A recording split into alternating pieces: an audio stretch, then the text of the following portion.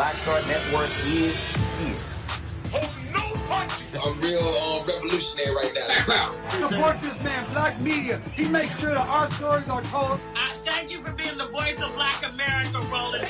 I love y'all. All momentum we have now, we have to keep this going. The video looks phenomenal. See, this difference between Black Star Network and Black-owned media and something like CNN. You can't be Black-owned media and be scared. It's time to be smart. Bring your eyeballs home. You dig?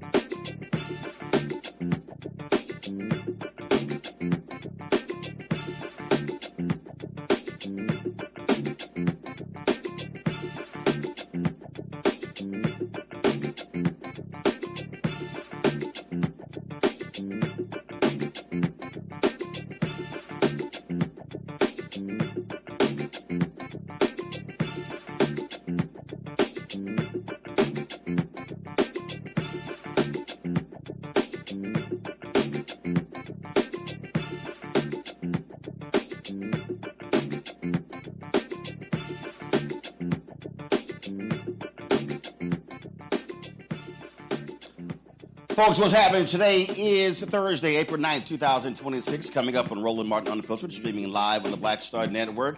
I'm here on the campus of Virginia State University in Petersburg, Virginia, where we are having a conversation about today's politics, Virginia, but also what's happening April 21st when it comes to the critical referendum that changes the congressional makeup. We're going to talk about how that is going to impact not only Virginia, but also the country, and it will impact African Americans nationally as well. A stellar lineup of folks.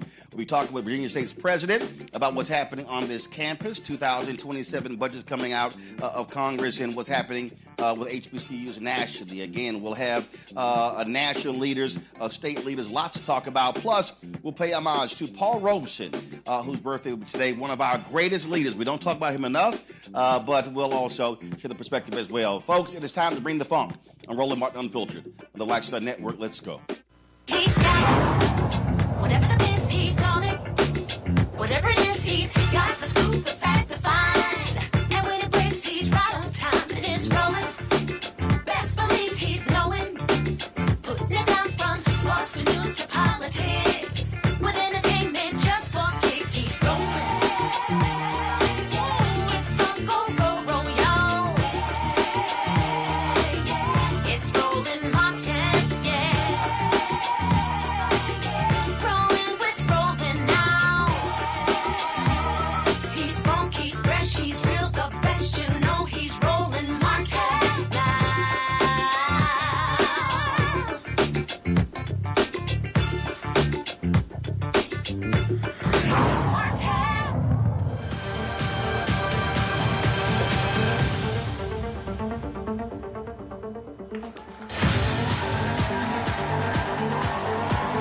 All right, folks, we got a packed house here at the campus of Virginia State University in Petersburg. We're live.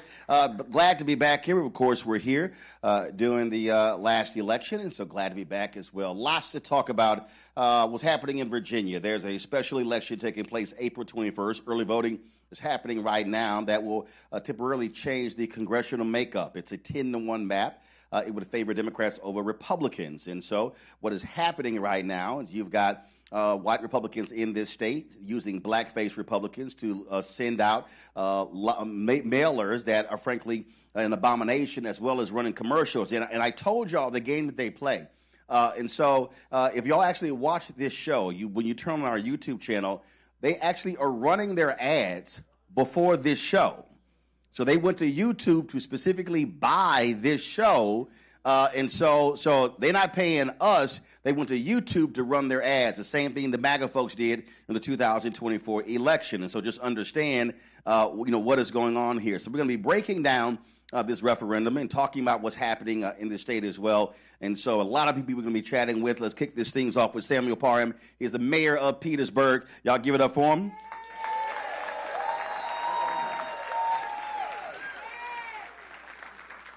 All right, Mayor, glad to have you. How's it going? Hey, it's going great. Well, we're happy to have you here in Petersburg. Well, glad to be here. Before we got in today, and I called Bruce Smith, and I dropped by the temporary casino, and so he was showing me around, and he was sharing with me what's happening there. So lots of things are happening here in Petersburg. For folks who don't know, just to give them a sense of what is happening in your city.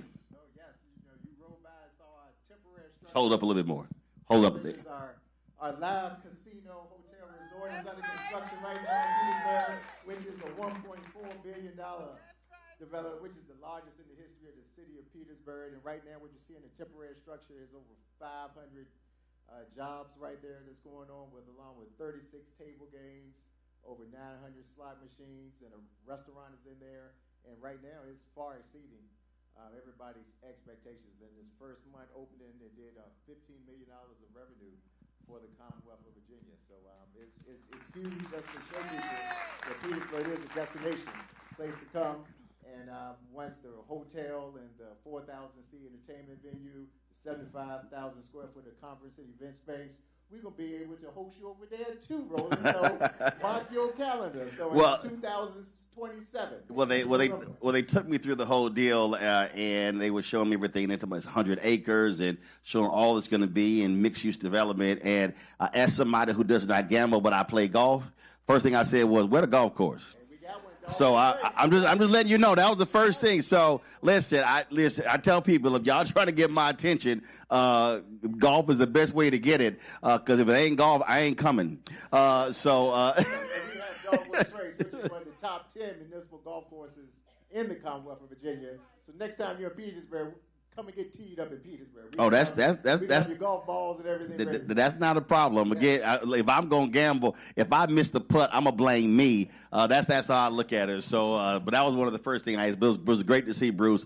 Great to see what is happening, and also, of course, the first question I asked when they were talking about economic development, I asked about black contracts, and they said the minority. I said no, I didn't say minority. I said black. I was real specific, so we had to cover that too. So because that's what we do. I say black people and minorities, and so I separate us. I want to know how much we getting. That's always the deal. You talked about a destination, and listen, cities all across the country are trying to figure out how to put themselves on the map, and so with that, look, you have different options of people coming to the state. What do you want them to come here to do? I mean, obviously, once this is finished, but what else do you want them to do? Well, I want them to come here. We're a foodie town in Petersburg. If you've never been to Croaker Spot or to Buttery Bacon House or Saucy's Barbecue, we just have King's Barbecue, which is y'all got any good gumbo in Petersburg? Let me tell you, the gumbo we have in Petersburg, we may have some at Croaker Spot. We may have some good gumbo there. See, Mayor, that was not the good answer. When you say we may have, you got to say, I'm from Houston, my grandparents from Louisiana, so I'm just saying that ain't quite the answer I was looking for. Brother, we need you to bring that family gumbo to Petersburg. I'm gonna have to get in somebody's kitchen and show them what's going on, because I had gumbo before I had breast milk, so I that's why I asked that question. So you were saying a foodie town. All right, okay, what else? And on top of that, we have so many people that come, whether you're in the military, down to Fort Lee. Virginia State University has always been the crown asset of Petersburg. Whenever you're in Petersburg, they say Virginia State. You say Virginia State, they say Petersburg. So with that, we also have a tremendous history, civil rights history that is with Wyatt T. Walker. We have First Baptist Church, the oldest black church inside the United States. And we just had a complete renovation of our Trailways bus station, which is Griffin Restaurant. And it was on all the sit-ins and everything happened right there at that Trailways bus station in Petersburg. So we're able to bring a lot of these historic artifacts back online. It's an exciting time to be able to tell the history, to be able to showcase the history.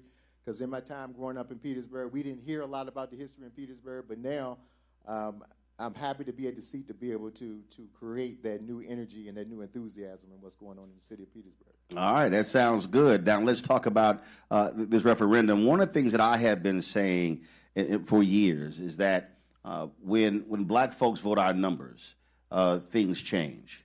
It was in 2023. You got a state rep, delegate that was running, lost by 58 votes. 2025, she came back and won. We'll be chatting with her a little bit later. And one of the things we talked about in 23 was it was not a great turnout in Petersburg. And what I keep saying, whether we're talking Petersburg, whether we're talking North Carolina, whether we're talking Mississippi, Alabama, Georgia, where you have a significant number of black folks, we have to be completely rethinking in terms of how we vote, but also connecting the dots, public policy, social policy, corporate with how we vote as well. And what I keep saying is our number has to be minimum 70%. If you actually look at the data, if we hit that number and other folks vote on the same level, we can sweep elections locally, state, and impact national as well. And so when it comes to, go ahead.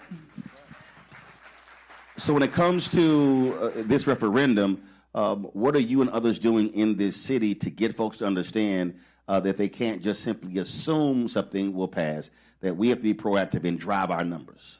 What we have to do is we got to go back to old school route, Roland, because right now, for so many years, everyone could just go to church on Sunday and tell everybody that this election is important and for everyone to come out. But in this day and time, I've noticed that everybody's not on social media. The newspapers don't have a real big circulation anymore. So what we have to do is go door to door, and it's the old school route to bring people out, and that's what works. If you knock on people's door and tell them what's going on, they will come out and vote. If you don't, I've seen the numbers really be low. But that canvassing is super important, and being able to hit the streets and create that buzz. Are you seeing? And I've been. This is a hypothesis that I've said is that there was a group of people coming out of Black Freedom Movement, others call Civil Rights Movement, that from the period of 1970, I say going through the 1990s. They were very active. They were the ones who kept us abreast of what was happening in City Hall, school district, county government. But that generation, they're now in their 70s. They're retiring or passing away. My parents are 78. My dad will be 79 later this month. My mom is 79 in November. And my entire life active in politics, active in neighborhood, local politics. What I've said is that generation has not been replaced. Are you seeing the same thing here? I'm seeing the same thing here, Roland, is that we have a gap of leadership just because I know, just to be honest, in Petersburg, I know a lot of our trailblazers didn't pass the torch. And right now we're working on getting that torch relit because we have a younger generation that is enthusiastic, they engage, and they want to make a difference. And that's something that we're doing in Petersburg now by engaging our young people. We got an internship program coming up for its 4th year in a row. We have over 100+ kids in there and teaching them about local politics is the backbone of all politics. But they also are they also being taught though the intricacies of mobilizing and organizing, because what often happens, I think what has happened is there's this assumption that, well, we can just drive things on social media, we can put out a tweet or a post, whether it's Instagram or TikTok. But the reality is, when you say how old school works, old school is really a micro strategy of looking at the data, looking at how many people are registered, how many people are eligible, how many people voted, pulling that and saying we're going to go target that precinct and say, hey, if there are 400 people who are in that precinct but only 250 voted or 150 voted, then we need to target those remaining people. That's going to require block walking. That's going to require door-to-door. And I think that's, to me, when you say with the gap, I think that's where the gap is. A lot of folks want to be about electronics, as opposed to, no, literally having to knock on that door and have a physical conversation with someone about upcoming election. What do you care about? What are the issues and how it's going to be impacted? I think that's where the gap is. It is. And I agree with you 100%. And like you said, we really got complacent in those days, thinking that that we just had made it and we didn't have to really insert ourselves back into politics in the city and also state and nationally. And I think we see from 2008, the city of Petersburg was number 2 in the nation as far as turnout per capita for Barack Obama. And coming off of that, I think complacency kind of set in, Roland, and finding that new energy to come out and get people back re-engaged, I think is really what's going on with, you seeing what's going on nationally that is really getting people back engaged, back ready to make a difference. They see what's going on in D.C. and they like, heck no, I'm tired of this. Let's get back out here and get active. Well, I think it's not just folks got complacent. If you look at the stats, black turnout has actually dropped in each successive election since 2008. In fact, the 2008 election was the first time in American history, by percentage, not overall number, that a higher percentage of black voters voted in 2008 than white voters did. Yes. It never happened in American history.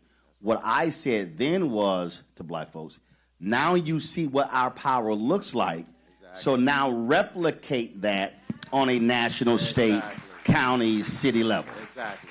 And that's key. That's where we are today, to build that enthusiasm, to build that level of engagement. And I see the city of Petersburg is definitely going to be in the forefront of that. We are the blackest city in the Commonwealth of Virginia. So I tell everybody that all roads lead through How Petersburg. black? What's the number? 80%. Okay? 80%? Yes. Over 80% African Americans. So you got to realize when you're talking to make a change, to make the pivot, we want you to start in Petersburg, because we have the door stops, the doors, and we have the homes, and the people that are in Petersburg are there and waiting to be tapped. So we're going to have all boots on the ground to make sure that we get everybody out for April 21st. All right, well, and I tell people you don't have to wait until April 21st. You can actually vote now. Yes, my deal is like, get it done. That's right. Go vote now. Don't wait. That's right. Absolutely. All right. Mayor, we appreciate it. All right. Appreciate you, Roland. Thanks a bunch. I'm going to have them golf balls waiting for you. Dogwood trees. Listen. Come play Petersburg. I can play. Can you play? Hey, I can play. Let's do it. It's on. Hold on. Let's get it. What's your handicap? Hey, come on there, Roland. No. What's your handicap?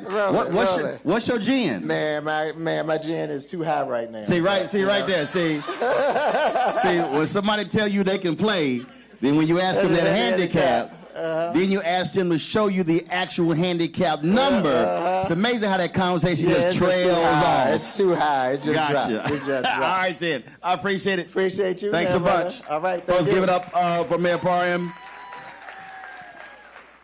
We got a QR code for y'all. The John Mercer Langston Institute of Political Leadership here at Virginia State University is conducting a nonpartisan survey to assess public opinion across the Commonwealth. This study examines voter engagement attitudes towards electoral processes such as redistricting and perceptions of state and national governance. If you want to participate in the survey, there's a QR code on the screen. So everybody who's watching, in the room as well, y'all pull your phones out, point it towards the screen. You can participate. It's not that hard. Some of y'all, listen, that is not a rhetorical question I just gave. It's literal, so you should be pulling your phones out to check that QR code out. And again, and if you want, you can take a picture of that. You can text it to other folks who are not here and share it with them. So let's get as many folks as possible who are participating in that particular survey. All right, folks, I'm going to go to a break. We'll come back. More great guests here on the campus of Virginia State University. We're talking about politics here in Virginia. We're talking politics in the country. Again, this April 21st referendum, y'all have heard me say before, vote yes. And I'm going to walk folks through. I'm going to connect all of you, again, to how the election in Virginia could have implications for the national election, and this election on April 21st in Virginia could also determine whether America sees its first black Speaker of the House. And we'll be talking with him in the second hour of today's special edition. I'll be back in a moment.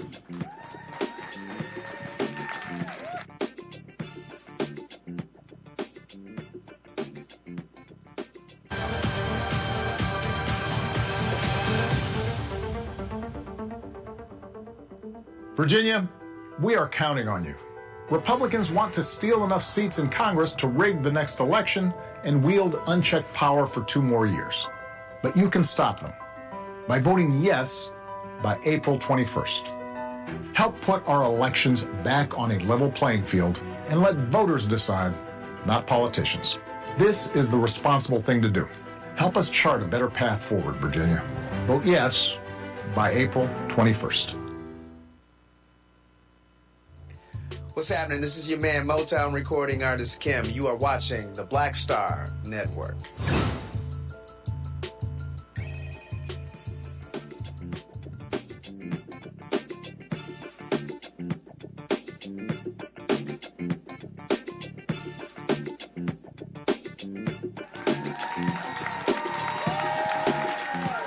All right. We are back again. We are here, folks, on the campus of Virginia State University. Back here, we were here last year when they had the House election, when the multi-purpose center.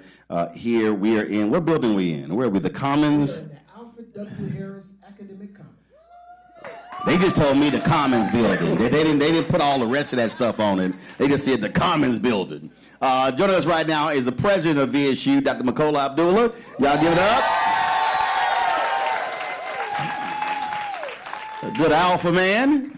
How you doing? I'm doing well. Hold on, let me see how many alphas in here though. 1, 9. Oh, 6. It's a few. It's a few alphas in here. It's a few. Any members of other youth groups? Are you here? Are you here? Any Kappas here?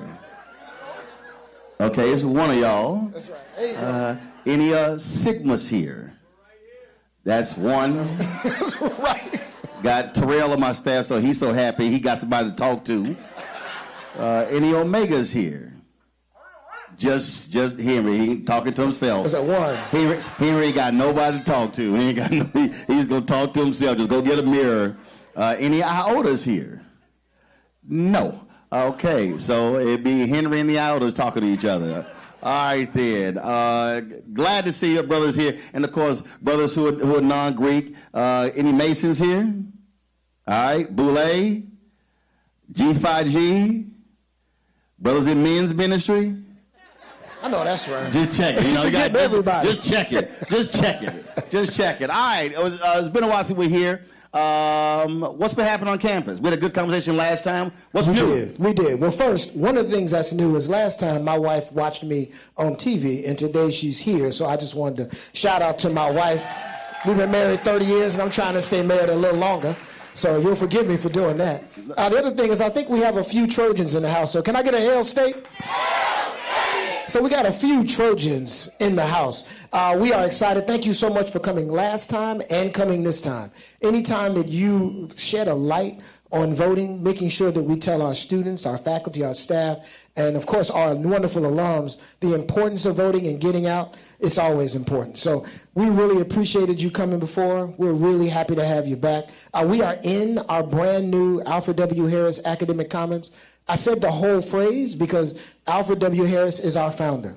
But not only that, when black people were able to vote in Virginia, when we got the right to vote in 1870, one of the biggest things that black people did first was elect delegates like Alfred W. Harris, who then founded Virginia State University. And so we are founded We were founded from a political movement where black people voted. The very first congressman from the Commonwealth of Virginia was John Mercer Langston, who was our first president, right? And so we have a history of voting. We have a history of activism through voting.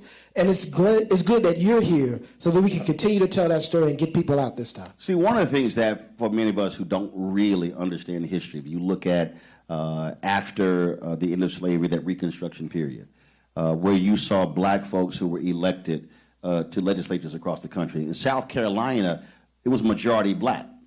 And what the folks don't realize is education in America, that is a result of black people. It was the formerly enslaved people of African descent who got elected, and the first thing they did in many places was put education in the state constitution. Publicly financed education in America did not exist before slavery.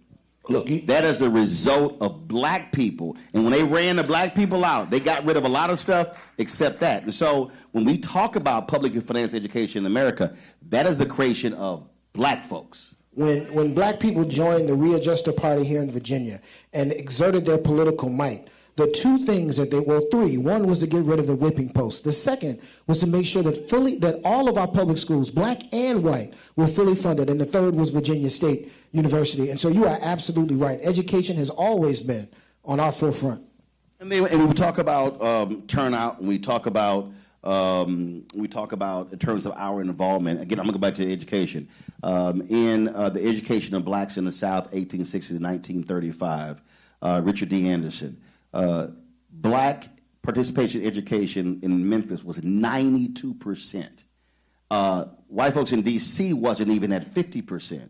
And I keep telling folk, former slaves said we couldn't read. They wouldn't let us read. So there must have been something powerful about that book, and they didn't want us to read. And that was one of the first things that they did. And I think we have to get back to that fervor for education from K all the way up through college. Look, you are absolutely right. There is a movement right now where there are many who are saying that college isn't worth it, that they wonder whether a college degree is worth it for folks to get. But the people who are writing those articles and saying those things, one, they all went to college, right? And second, they're all sending their kids to college. So who are those messages for? Those messages are for our kids, to discourage our young people from achieving education. And if people are trying to work so hard for you to not get an education, you should get an education. Well, see, so I think what has to change when we have this conversation is that when we talk about when they say, well, it's not worth it, that's because there has been a literal divestment in education. If you look all across the country, state legislatures are allocating fewer dollars to public institutions. So as a result, the cost of education has dramatically risen. Well, if it's gotten to the point where it's going to cost somebody $150,000, $200,000, $300,000 to get a college education, they're never going to be able to pay that back. See, that's the part they keep leaving out, how the cost has risen. As president, give folk a sense of what you're seeing in terms of students returning, making it affordable for them to be able to start, but more importantly, to finish. Well, I think one of the things that's critically important is that here in Virginia, Virginia State University, is that the camera? Virginia State University is the most affordable four-year institution in the Commonwealth of Virginia. This black-owned company, we got 6 cameras. Six cameras. I'll look at all of them at one time. We got that one. Yeah, so yeah, we don't come here with one camera. But one of the things that we fight for is to make sure that college can be affordable. We are the most affordable four-year institution in the Commonwealth of Virginia. And I'd also love to say, and thank you for that, that was a layup, is I want to give honor to those elected officials who are coming on later for their incredible support of Virginia for State University.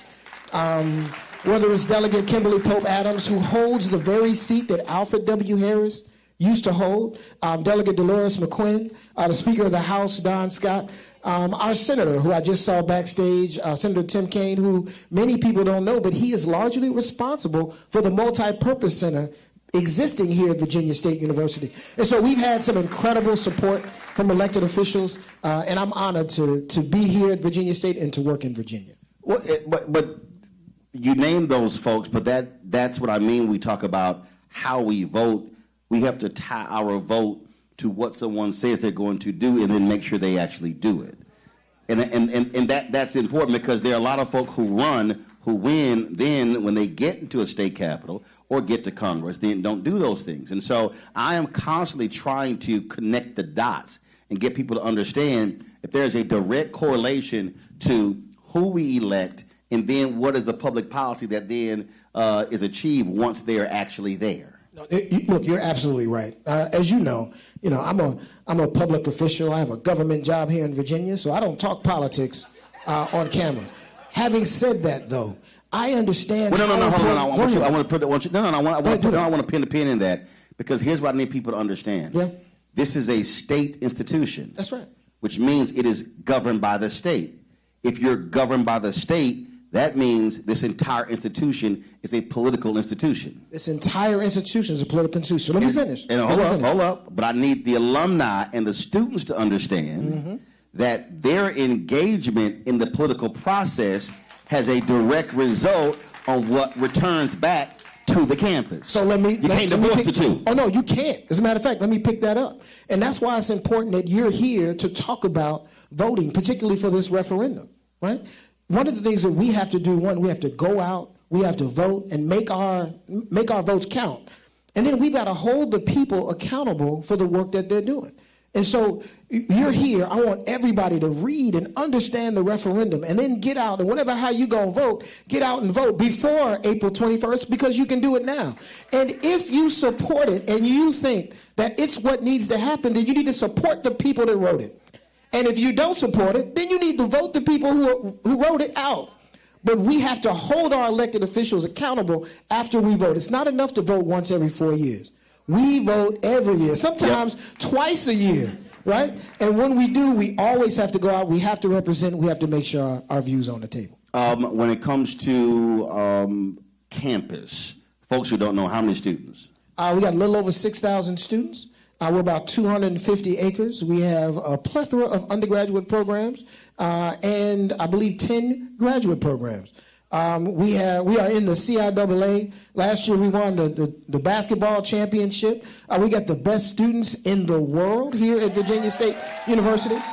And we just completed, because you're sitting in it, a $130 million academic building that houses many of our academic programs and students taking classes in here now. We got a dormitory going up, a new welcome center going up, new things are happening at Virginia State University. As my communications person tells me all the time, greater happens here.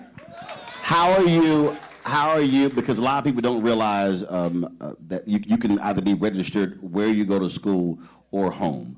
And so how have you all been letting students know, check your status, and if you're not registered at home, then you can actually register here and vote here?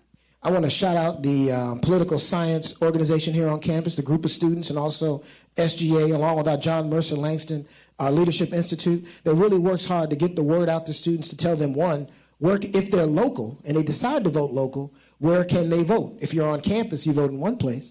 If you're off campus, you're going to vote in another. If you're going to take an absentee ballot and vote where you are, how do you get that absentee ballot and how do you vote? We want students to vote wherever they feel most comfortable, but we need them to vote. Right. But as I tell them, you got to be registered first. You got to be registered to vote. And then vote second. A couple of more questions. I did your commencement a few years ago, and for your commencements now, does the band or the choir show up now? The band and the choir show up now. Okay, yes, I'm just saying. I mean, had me doing commencement, wasn't nobody there, so I made a brother who was graduating sing. I was going to talk about that. You brought a graduating senior out of the audience to sing impromptu from the stage. You can't have nobody black sing. You can't have nobody black speak without an A and B selection. Look, that was so good. I've done that same thing twice.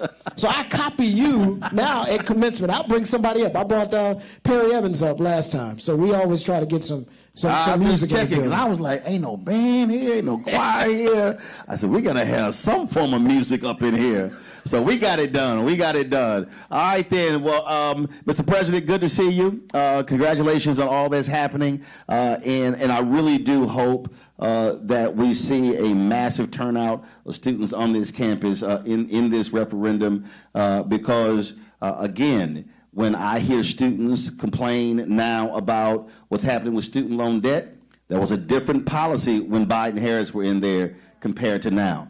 That's tied to the election. The attacks on the Affordable Care Act, you can stay on your parents' insurance until you're 25. Guess what?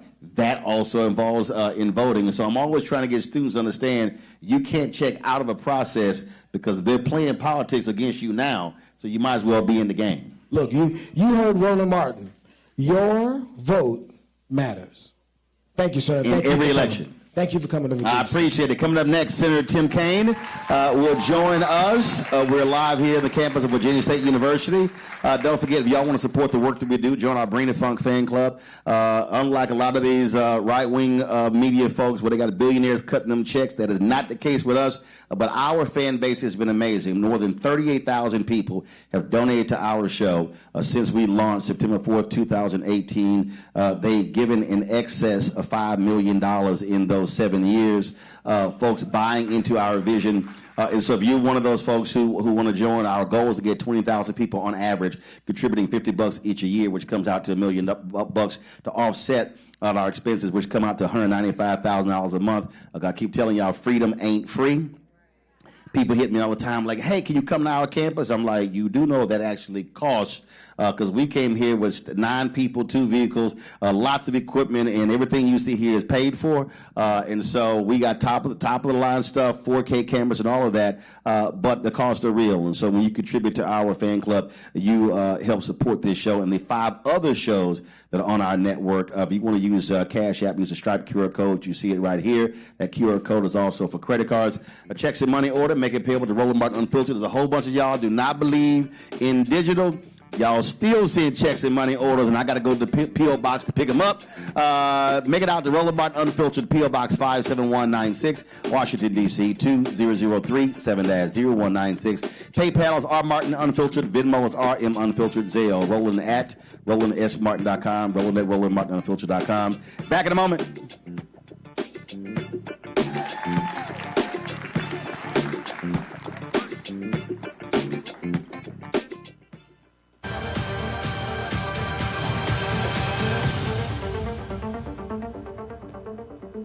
Why does it feel like we're going backward?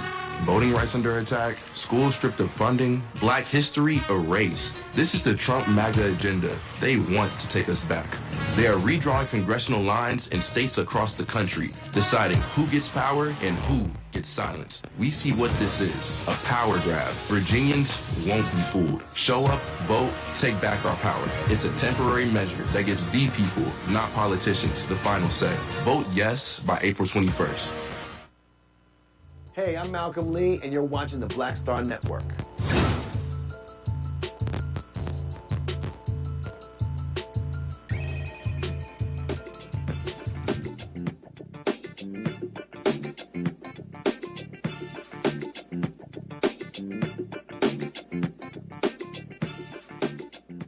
All right, folks, welcome back to Virginia State University. Glad to see everybody here. We'll continue our conversation talking about what's happening in the state politics and, of course, this crucial referendum taking place April 21st. Voting is happening right now. Put your hands together for our next guest and welcome one of your 2 United States senators, Senator Tim Kaine. Thank you, guys. Hey, Roland. How's it going? Good to see you. Glad to see be you. with you. Yes, sir. Take a seat. Will do. All right. How happy? Hey, DSU. Great to be with you. How happy are you not to be dealing with these crazy folk in D.C.? Oh, my gosh. I have to come in Virginia to get my head reoriented. I'll be back in D.C. Monday, but it's been 2 weeks of traveling around the state, waiting to see if the House will finally pass the unanimous bill that the Senate passed to fund government. And they're stumbling all over themselves, but we hope they get there. I'm also. Do we have a ceasefire or not? What I mean, I don't know what It is a. It's a partial. It's a partial. Some parts of the country, some parts of the region, other parts not. We don't exactly know how long it'll last. The president changes his mind every day. Now, look, I'd rather have even a partial ceasefire than a war that's illegal and unwise. And we got to make it permanent and then find a solution that works for everybody? I started with those two things because what I'm always trying to do is getting my audience to understand you have to connect the dots. And when I travel around the country and people say, man, this country is going to hell, I want to do something. They say, I don't know what to do. My first thing I ask them, what are the one or two things you care about the most? And I want you to start there. Mm-hmm. But I then try to connect the dots that whatever that issue is, and I don't care what it is, I don't care what the issue is, you can connect it to D.C., because even if there are things you're trying to get funded in Virginia, their stuff comes funded from D.C. Stuff that gets funded in your city may come from the state through a community development block grant fund that's still coming. Yep. And so I think a part of this, we have to connect the dots in a much different way for people to understand politics at its most basic level. Can I connect one dot with you? So in this war, last week we heard the president's has sent us a defense budget that goes from $800 billion to $1.5 trillion. And he said, Medicaid, child care, Medicare, we don't have enough money for that. We're fighting wars. You can't increase the defense budget by that much without taking it out of other programs. And so we're going to see a budget that isn't, the headline might have been the increase in the defense budget, but buried in the details is all the cuts that they're making. Yeah. Pell Grant, there's a Pell Grant shortage. We could be doing that. We could be giving people more health care. The $200 billion that they want as a supplemental for Iran, that would have funded the ACA tax credits for like 7 years. They weren't willing to do that because they wanted to do tax credits for the top tax giveaways to the top 1%, and now we're going to do more in war and claim we don't have enough money to get people health care. But not only that, we broke it down just the other day on the show, the proposed cuts that they are sending, cuts to HBCUs, yep, cuts to affordable housing, cuts to opportunities for black-owned businesses. Mm-hmm. So we listed all of the things that they want to cut that specifically impacts African Americans. Yep. 80,000 people in Virginia have already lost SNAP benefits because of that reconciliation bill they did last year. Tens of thousands have lost health care because they wouldn't extend the Obamacare tax credits.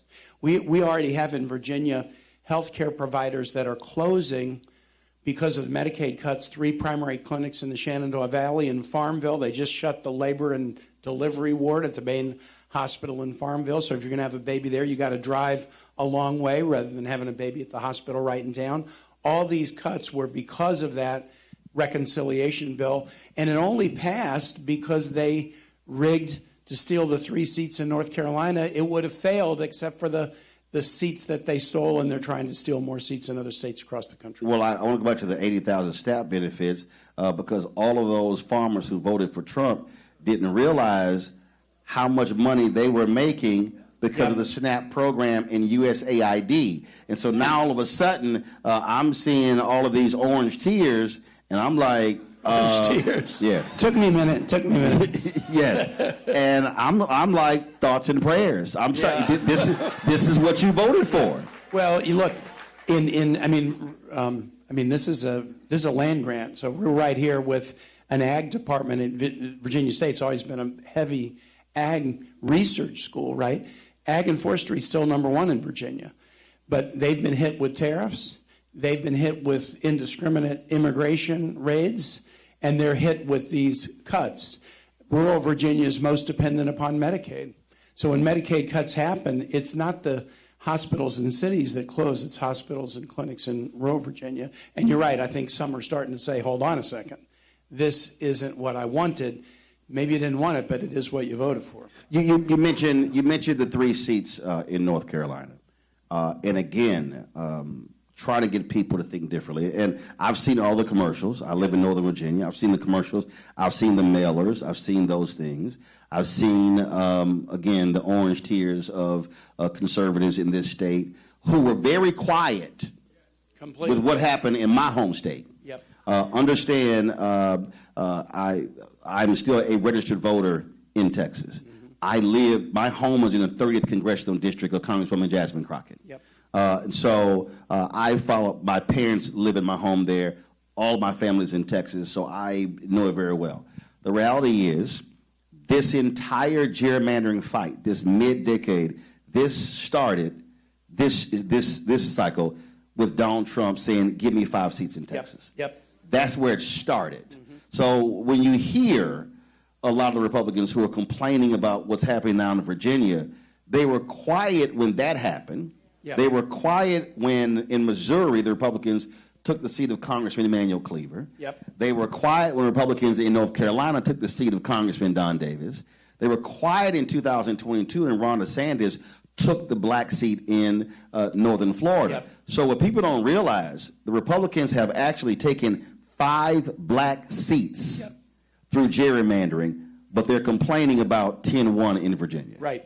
It is a complete double standard. And just use North Carolina as an example. When North Carolina GOP did it 23-24, took 3 seats, that was the margin that passed the reconciliation bill. Actually, I want you to go before that. Yeah. Because the Republicans had a 10-4 majority in North Carolina. Yep. When the Democrats took control of the state Supreme Court, they got rid of gerrymandering. It was 7-7. Yep.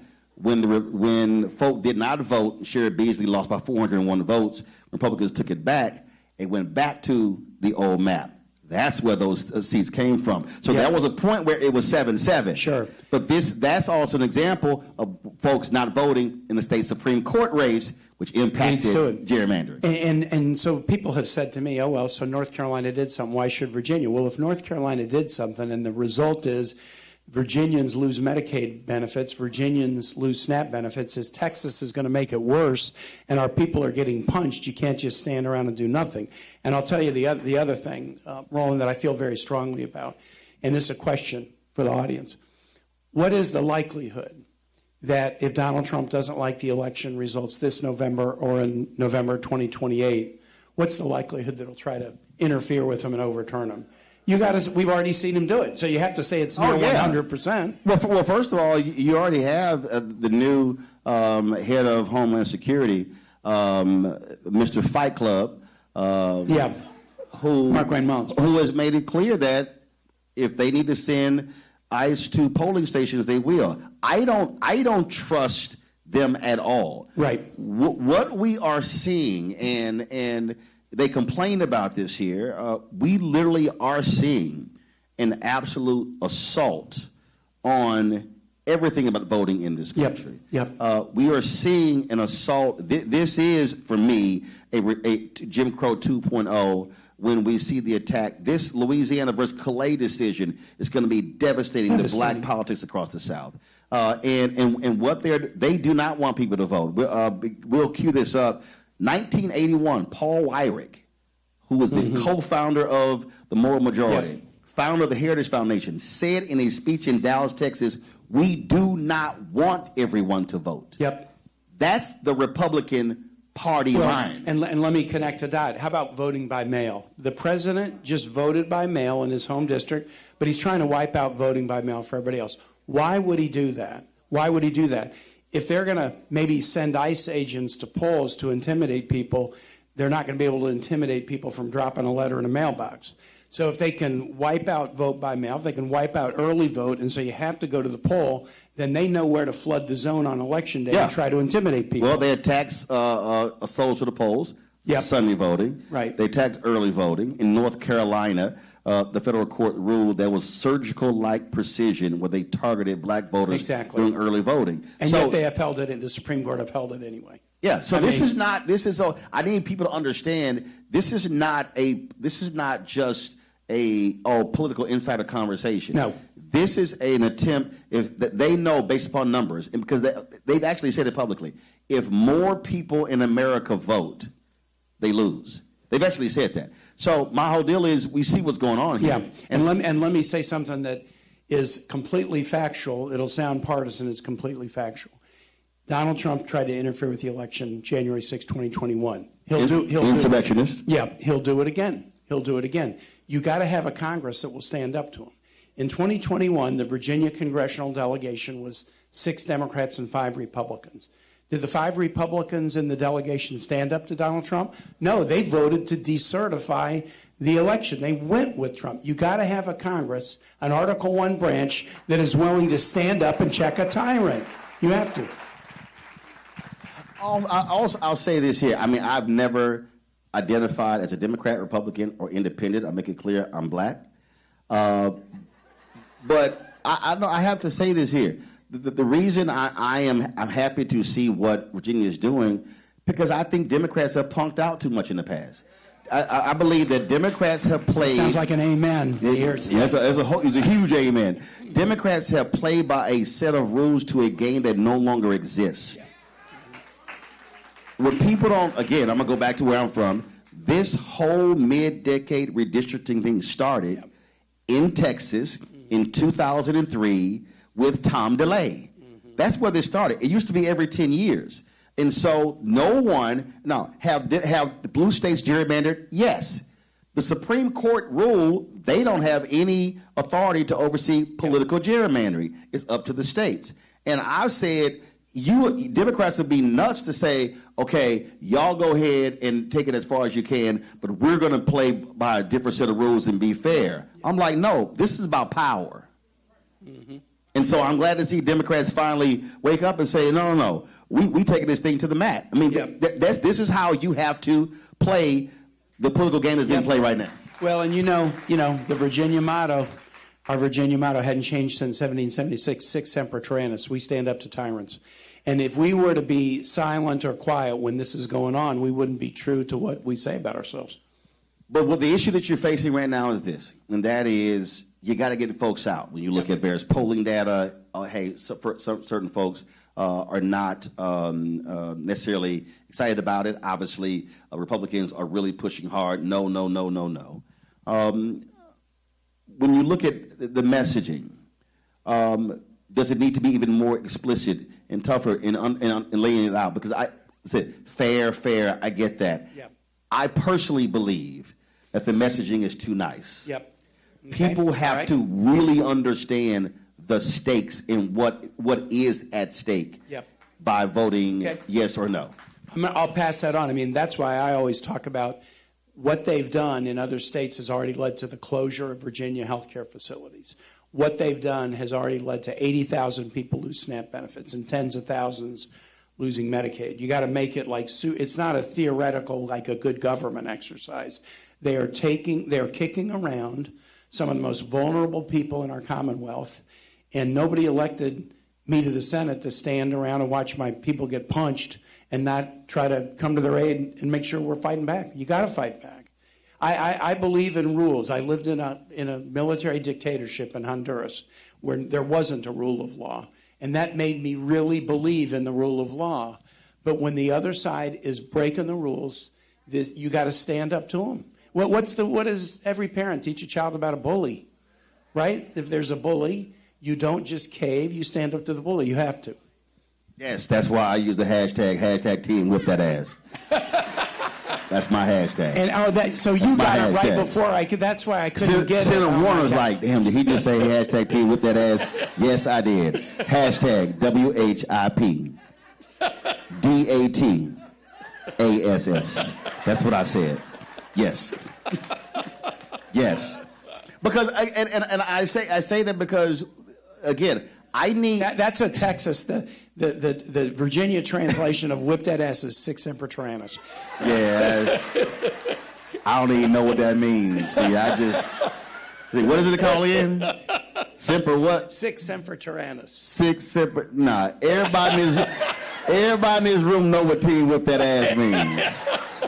Because when y'all acted a fool, your parents said, let me holler at you. They did not say Tempur-Pedic sofa. They didn't say that. When I say make it plain, Joe Madison, God rest his soul, the Black Eagle. Right. Joe always said you got to put it where the ghosts can get it. And what I have been saying since the twice impeached, criminally convicted felon con man in chief, I don't use the title president. I respect the office of the president only if that person respects the office of the president. Wow. So he doesn't. And so I've been very specific by saying that what we are seeing is an effort to defund Black America. And what I need people to understand is that this is a literal war that we're in the middle of. Project 2025 was their game plan. Yep. They gave it to folks. And people still who didn't vote now are going, oh my God. Right. I mean, when I listen to these largely white farmers go, I didn't vote for this. Yes, you did. Mm-hmm. You just didn't read it. Mm-hmm. We tried to. And so I think we have to be as clear to people as possible what is going on, because the agenda that they're trying to execute is one that does not look out for that everyday common man. I keep saying the folk who support Trump, he won't even let them walk through his hotel lobby. Mm-hmm. But they're confused thinking he supports them. And people have to realize, like, this is a war over the next 30, 40, 50 years. That's what we're facing right now. Yep. Well, I would say in Virginia, because we're so military, people are really seeing what this president is doing. He said he was going to be a peace president. He was going to end forever wars. And said he started more wars in his first year than anybody in office. And he said he was going to focus on bringing prices down, both because of chaos and tariffs and the wars that he's starting. Prices are going up. So what he said, he did the exact opposite. But him doing the exact opposite of what he promised is something you could have counted on based on the first term. So in Virginia, this war weighs heavily, with so many families worried about their kids being deployed, going into a war with no rationale, no game plan, no ally support, and no public support of the American public, and no Congress. And 15 months of massive cuts to the Department of Veteran Affairs. Right. Massive cuts. They just what was the housing program for veterans? Yep. That just got torpedoed as well. Yep. That was a program specifically to help veterans get in houses. Yep. They got rid of it. Mm-hmm. Yep. And more and more and more, and that's why I know Senator Warner's here. The editorial in our Virginian Pilot paper down at Hampton Roads a couple days ago about the war said, listen, I've been forcing war votes virtually every week to try to get people, hey, you know, we shouldn't be hiding this under a bushel basket. You know, Congress, we're 40 days into this war. Congress has refused to hold a single public hearing about it because the Republican committee chairs, the last thing they want to do is put these folks on under oath in front of a camera and have tough questions be asked. So they only tell us, Roland, in classified, so that we can't share what we know. It's really frustrating to not know something. It's even more frustrating to know something. Have a family member ask me, is my kid going to get deployed, or how long are we going to be there? And for me to say, I'd really like to answer the question, but they're trying to handcuff me by putting it all in a classified setting. So this is, as you say, this is big, but the big global issues, you can connect them right back to the pain people are feeling at home. Absolutely. Senator Tim Kaine, we appreciate it. Thank you, Roland. Really good to be with you. Thanks. Thanks a lot. Right, six semper tempura. I don't know what he just said. I don't know. Tempura fish. I don't know. Let's bring up Kimberly Pope Adams, the Virginia State Delegate. Delores McQuinn. Let's bring him up. We need to bring a chair out. Bring the chair over here. Yeah, I'm not going to a break. Just bring him on out. Where you at? Where you at? How you doing? How's it going? Y'all good? All right. Go on. Step right on over here. How's it going? Good seeing you. Absolutely. Step right on up. We got the got the other microphone. Here we go. Well, you all good? All right, step up. Don't worry about it here. Just take this one. Don't worry about it. Ain't no thing. I don't need that. Don't worry about it. We got it. Plus, you're a little shorter than me, so I can just sit right in it. She did that step up. All right. First time I've seen you since you won. That's right. All right. How's it been going so far? Oh, it's been going fantastic. I feel like I'm in the place I'm supposed to be so I can get the work done that we need. All right, then. Let's talk about this referendum. Again, when leadership change, Democrats controlling the House, Senate, Governor's Mansion as well, you had folks who said, don't do this, don't do this. Why is it critically important to change these maps from your perspective? Oh, it is critically important because we're not redistricting for Virginia. We're redistricting for the entire United States. This is bigger than us. This is absolutely bigger than us. And as was said earlier, what happened in Texas is what started it. And I am so proud to be a part of a group that can fight back, because that's what we do. In Virginia, we don't write strongly worded letters. All right? We write bills. We write legislation. We write amendments so that the people can have the final say. Speak to that redistricting for the rest of the country. First of all, where's my third mic? Where's my third mic? Okay. Well, the way they knew I was going to have 3 people, give me the third mic. Come on. Passing the mic like we passing something else. Go ahead. I'm sorry. I'm not sure. Talk pass. I'm not sure what I'm not sure what the something else is, but however. You know there's some medicinal purposes in Virginia. Some folk with some cataract know what I'm talking about. Go ahead. All right. But you know what, the purpose of it, and Kim has already certainly spoke to that, we need to make sure what we're doing is not just about Virginians. It's about this country. It's about our communities. It's about our nation. It is about those, the education, the health care, all of those services that we know need to be provided, and especially in sometimes, you said, black community and communities of color. We need to make sure that we are doing our part. And I think we sent a very clear message from the General Assembly that, you know what, we're in this and we're in this fight to stay. And I think that the people, the big challenge for us is to make sure that all of us are getting individuals to the polls, knocking on doors, text messages, calling individuals to make sure that they are going to the polls. So that's where we are. But that's what we are doing. So I got to get your take on actually. So y'all fix the mic in the break. Got to get your take on these blackface ads that are running, where they're saying, like, they're using the KKK imagery, saying they're trying to take these 2 black districts, and we fought this before. These are white Republicans who are paying black Republicans as a front to run to run these ads. Oh, absolutely. And the entire intent of those ads is to sow confusion. What they want to do, they're hoping that in those negative ads, they're hoping that black people will do one of 2 things. Either they will accidentally vote with the other side, or they just won't vote at all. Because either way, that's a win for them. And I say that to everyone I talk to. Not voting in this special election is the same as voting against your best interest. It's no different. So when I see what they're doing, and I see, because they assume that we aren't as smart as we are. We've always been smarter than they've given us credit for, and this time is no different. People are going to see those pieces of mail, they're going to see those ads, and they're going to know what to do. They're going to know to vote yes. Are you hearing from your constituents that this is confusing? Absolutely.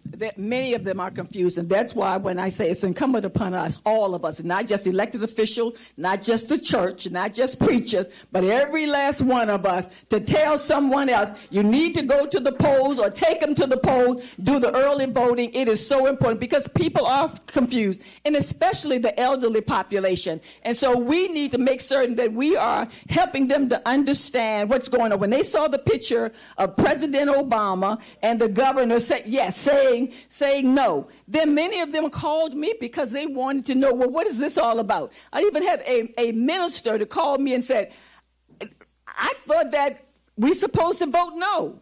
How did you... See, y'all know she cussed. You know she cussed that minister out. You know she did. You know you cussed that minister out. Go ahead. It is what I told them. It is yes, yes, yes, yes, yes. All the way yes.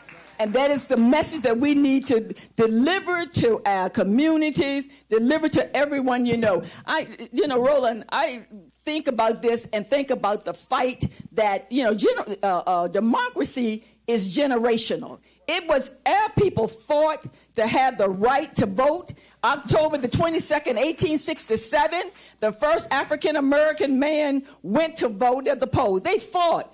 And we got to sustain and maintain, and it's our time for this generation to fight what we know is right and what we need in our communities. So here's my question. Again, I deal with messaging every day with the show.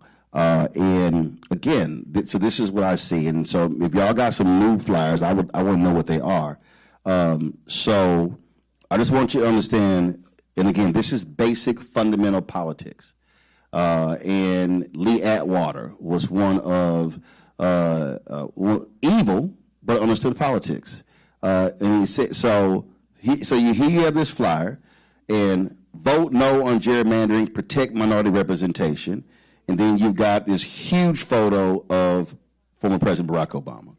And then on the back, let voters decide, not politicians, Barack Obama. Huge photo, vote no today.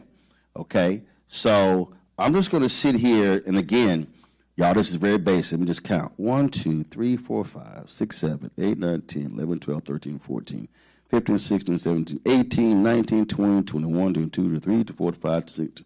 So 27 words on this side.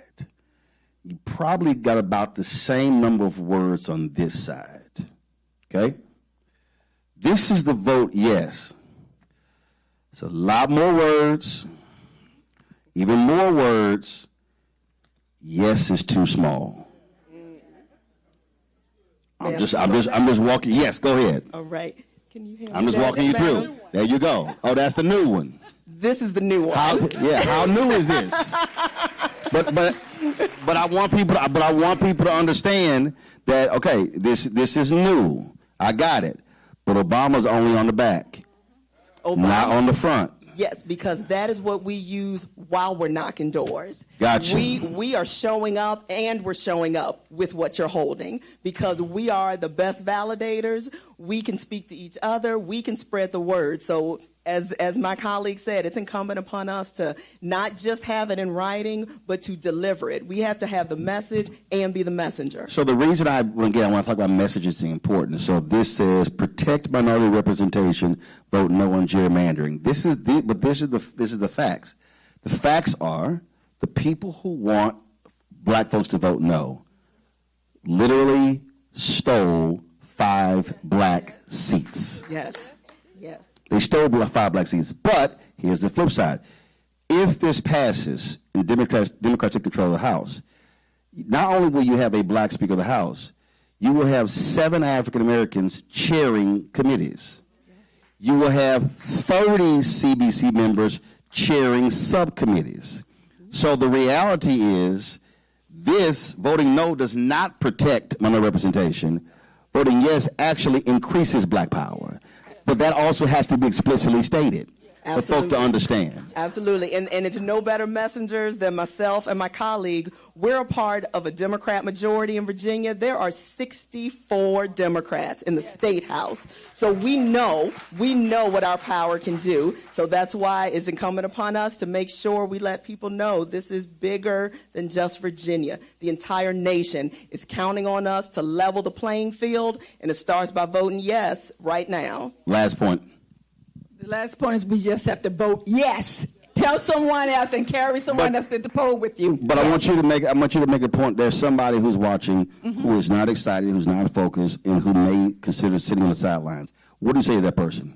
I would say to them, voting yes helped to change helped to shift what is going on the federal level, as well as in our local communities.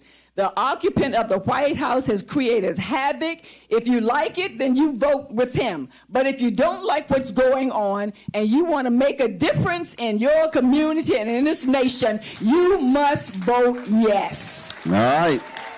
I appreciate it. Thank you so very much. I'm going to go to a break. We come back, we'll talk with Virginia Speaker of the House, Don Scott, as well as Senator Mark Warner. You're watching Roland Martin Unfiltered right here on the Black Star Network.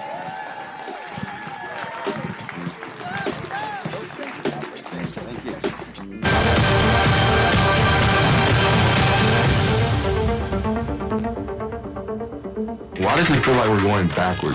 Voting rights under attack, schools stripped of funding, black history erased. This is the Trump MAGA agenda. They want to take us back. They are redrawing congressional lines in states across the country, deciding who gets power and who gets silenced. We see what this is, a power grab. Virginians won't be fooled. Show up, vote, take back our power. It's a temporary measure that gives the people, not politicians, the final say. Vote yes by April 21st.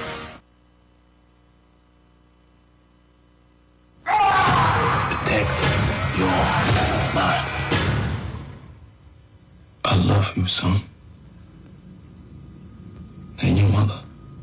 More than anything. And I'm gonna keep doing the best I can to prove it.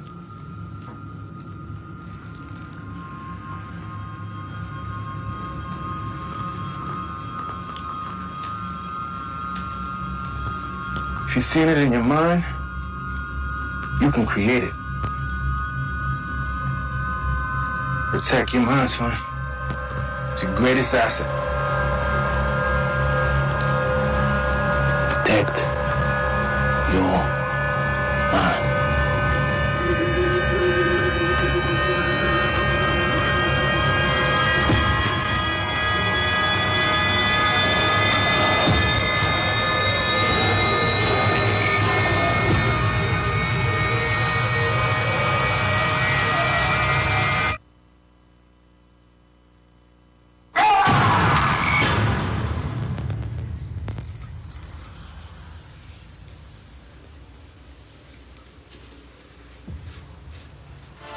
Decade of love, joy, and power.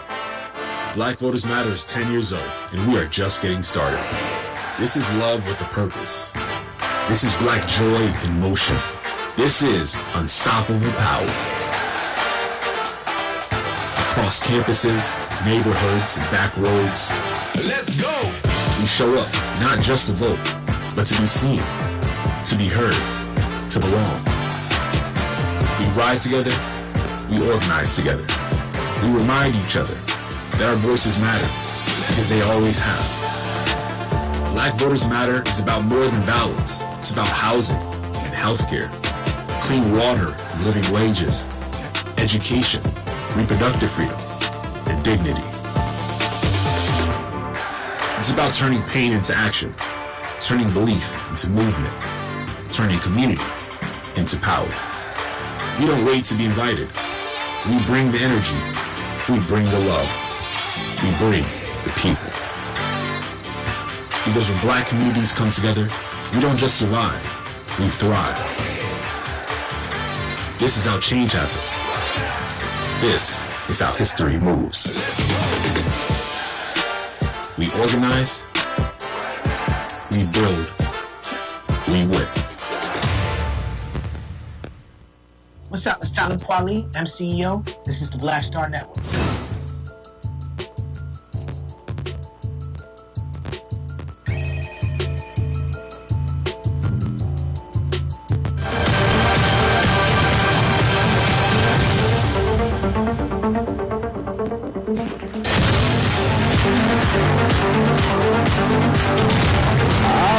Welcome back. We're here at Virginia State University.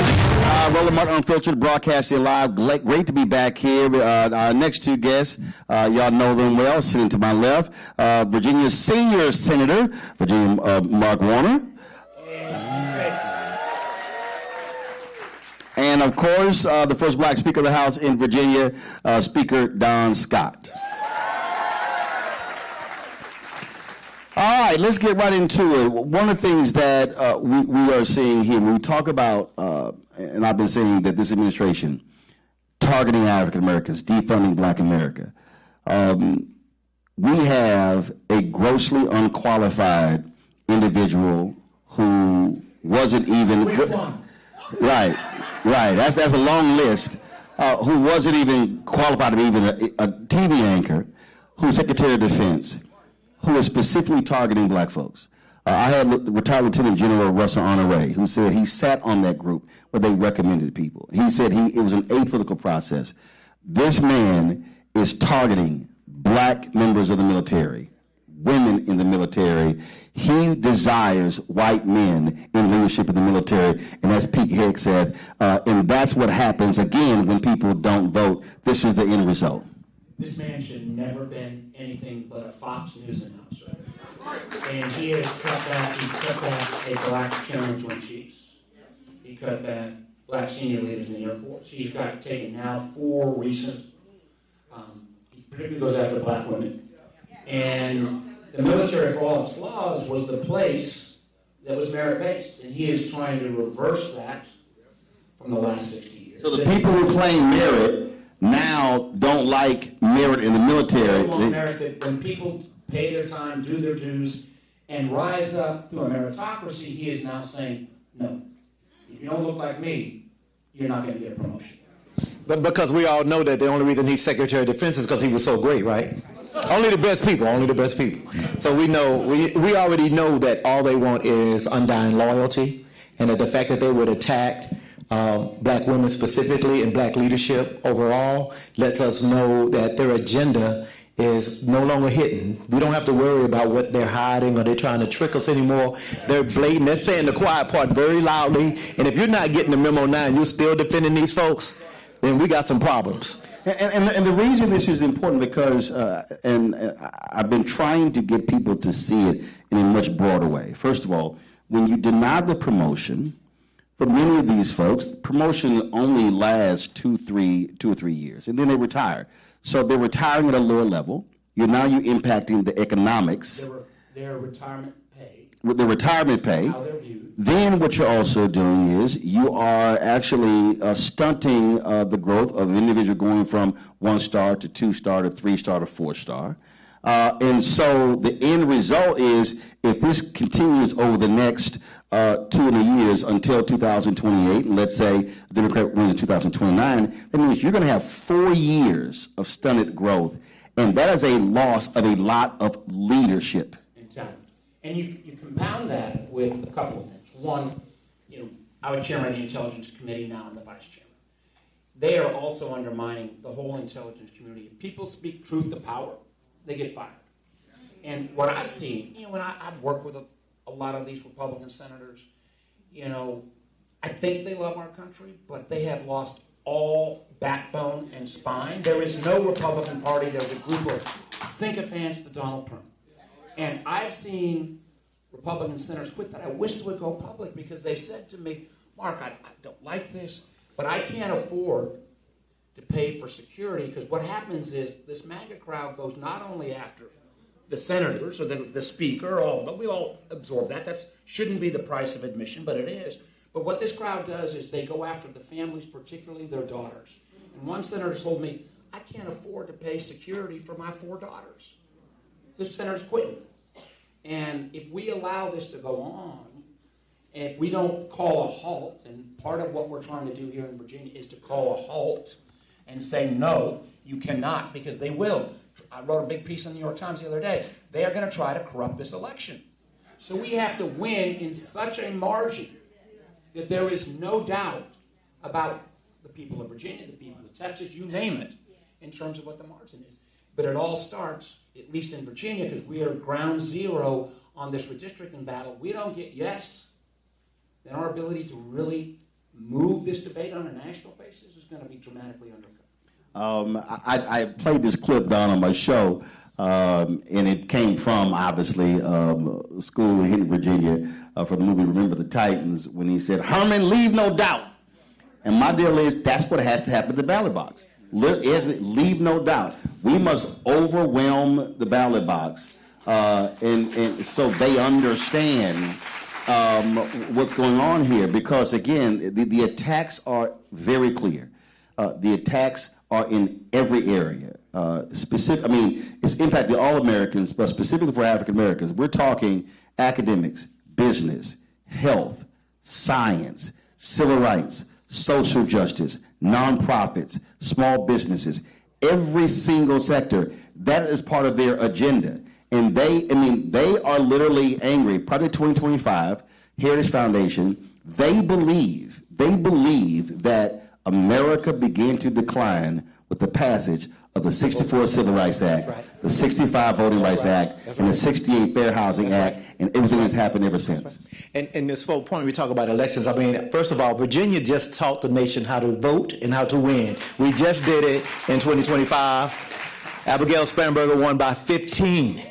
We went from a 51-49 majority in the House of Delegates to a 64-36 majority.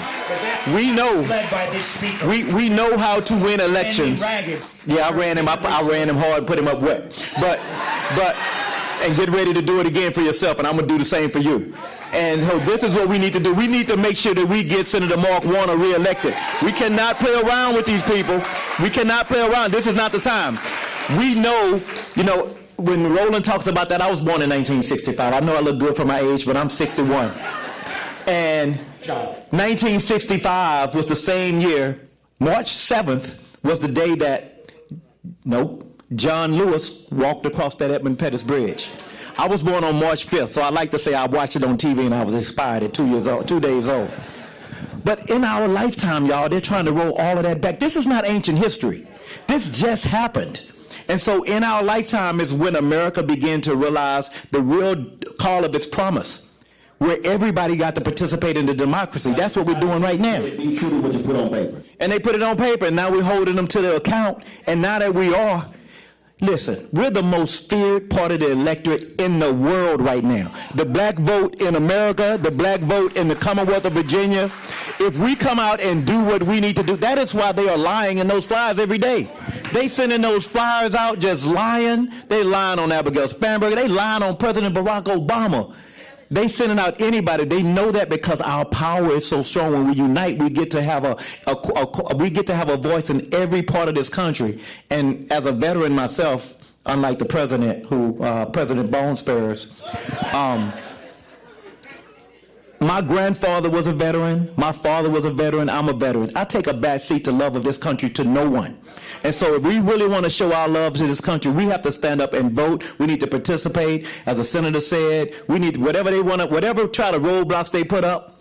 You need a passport? Okay, I'm going to get that. We need to be prepared and be ready now because we can't wait until after this happens. They're telegraphing what they're going to do. We need to be ready to participate. See, Senator, when we talk about power, when we talk about the use of power, I go back to 2016. Antonin Scalia dies, Supreme Court Justice, and then President Barack Obama, and I absolutely disagreed with naming Merrick Garland. I was very much on record.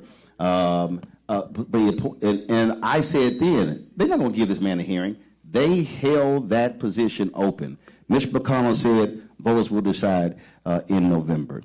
And what I am trying to explain to people now, if Democrats hold Georgia, win North Carolina, then you look at Maine, you look at Iowa, you look at Alaska, you look at the potential is there, potential to go 53-47.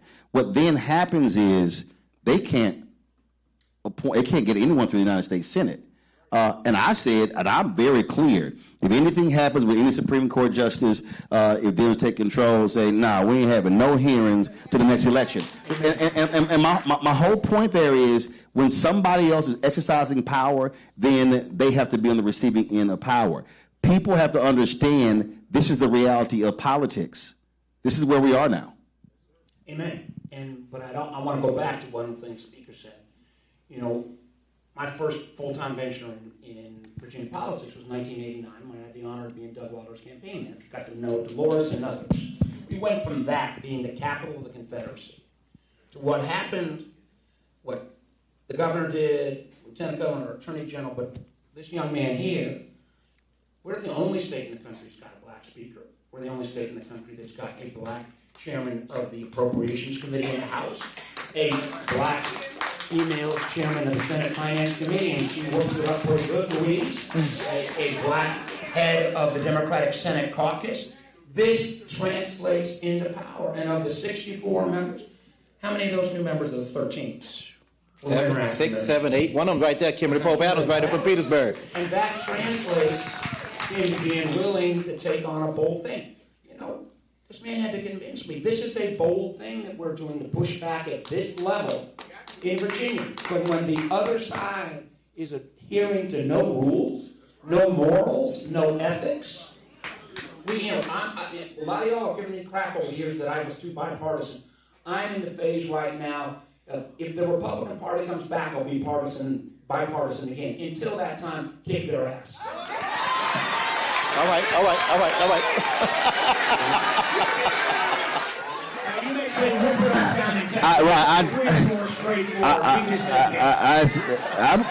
I ain't got a problem kicking, but that's better than that simper, temper, whatever.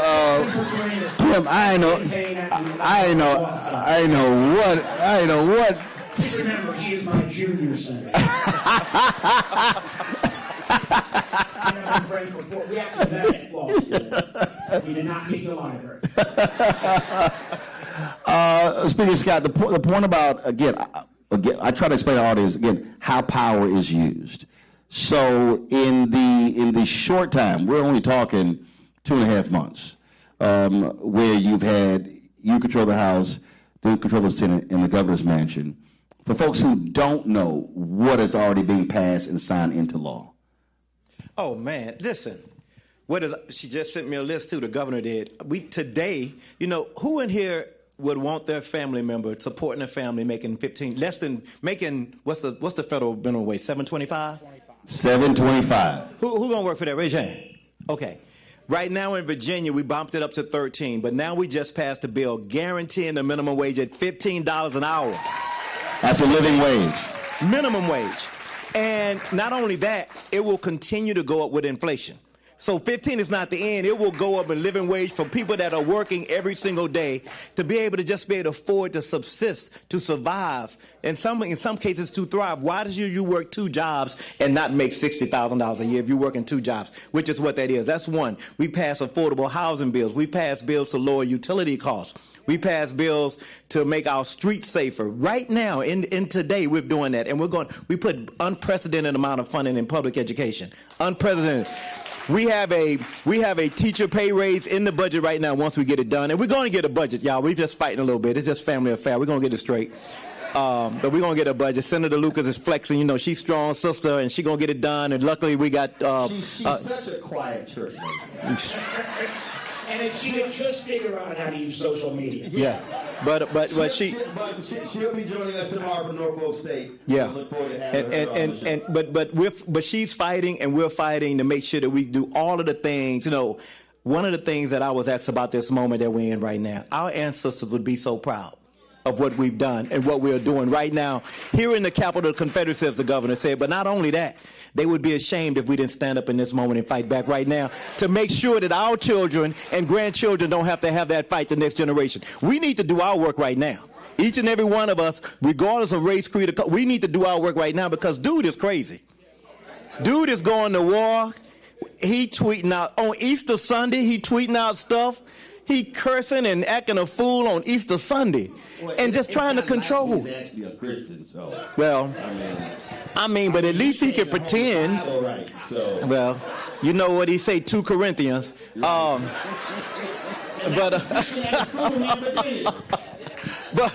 we have to right now. This is not the time. They want us to be despair.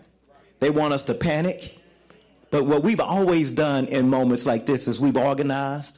We went to work. We've communicated with one another. We went from house to house, and we got folks organized to go out and vote. And when we go out and vote and let our voices be heard, we make sure that the next generation doesn't have to face this last generation. We slept on this dude. Yeah, y'all got to admit we slept. I heard some of y'all say, well, he entertaining. Well, he not that bad. But not on that show. But there was some folks that was saying, he not that bad, but he's terrible. No, I was at the NBA. We got people right now saying, well, I don't believe in the gerrymandering and we don't fight fire with fire. Man, listen, this is not about fires, okay? This man is really trying to dismantle everything that people like John Lewis, Dr. King, and others vote for. I'm going to say it is about fires because he has specifically, Donald Trump, this has never happened before. He has specifically said, I'm not funding things in blue states. Federal judges have ruled against him. Yeah. They ruled against him by saying, you can't just not fund a blue state because they didn't vote for you over here. You're talking about fire. There was a natural disaster in California. His staff had to convince him that the people in Orange County voted for him to declare disaster assistance. That's how petty we're doing the person. It's like you quoting the guy who was the co-founder of the Moral Majority. You need to just quote the most recently departed, another one that should have never been in this position, Christy Nome, who said, we want the right people to vote for the right people. That does not take a lot of translation. And the idea that like a week ago, he said he put out an executive order that said they want all of the voter files to come back and they're going to do their magic Elon Musk scrape of those voter files. First of all, anybody that knows about a voter file knows there are people that die every day. There are new voters that come in. There is no static voter file.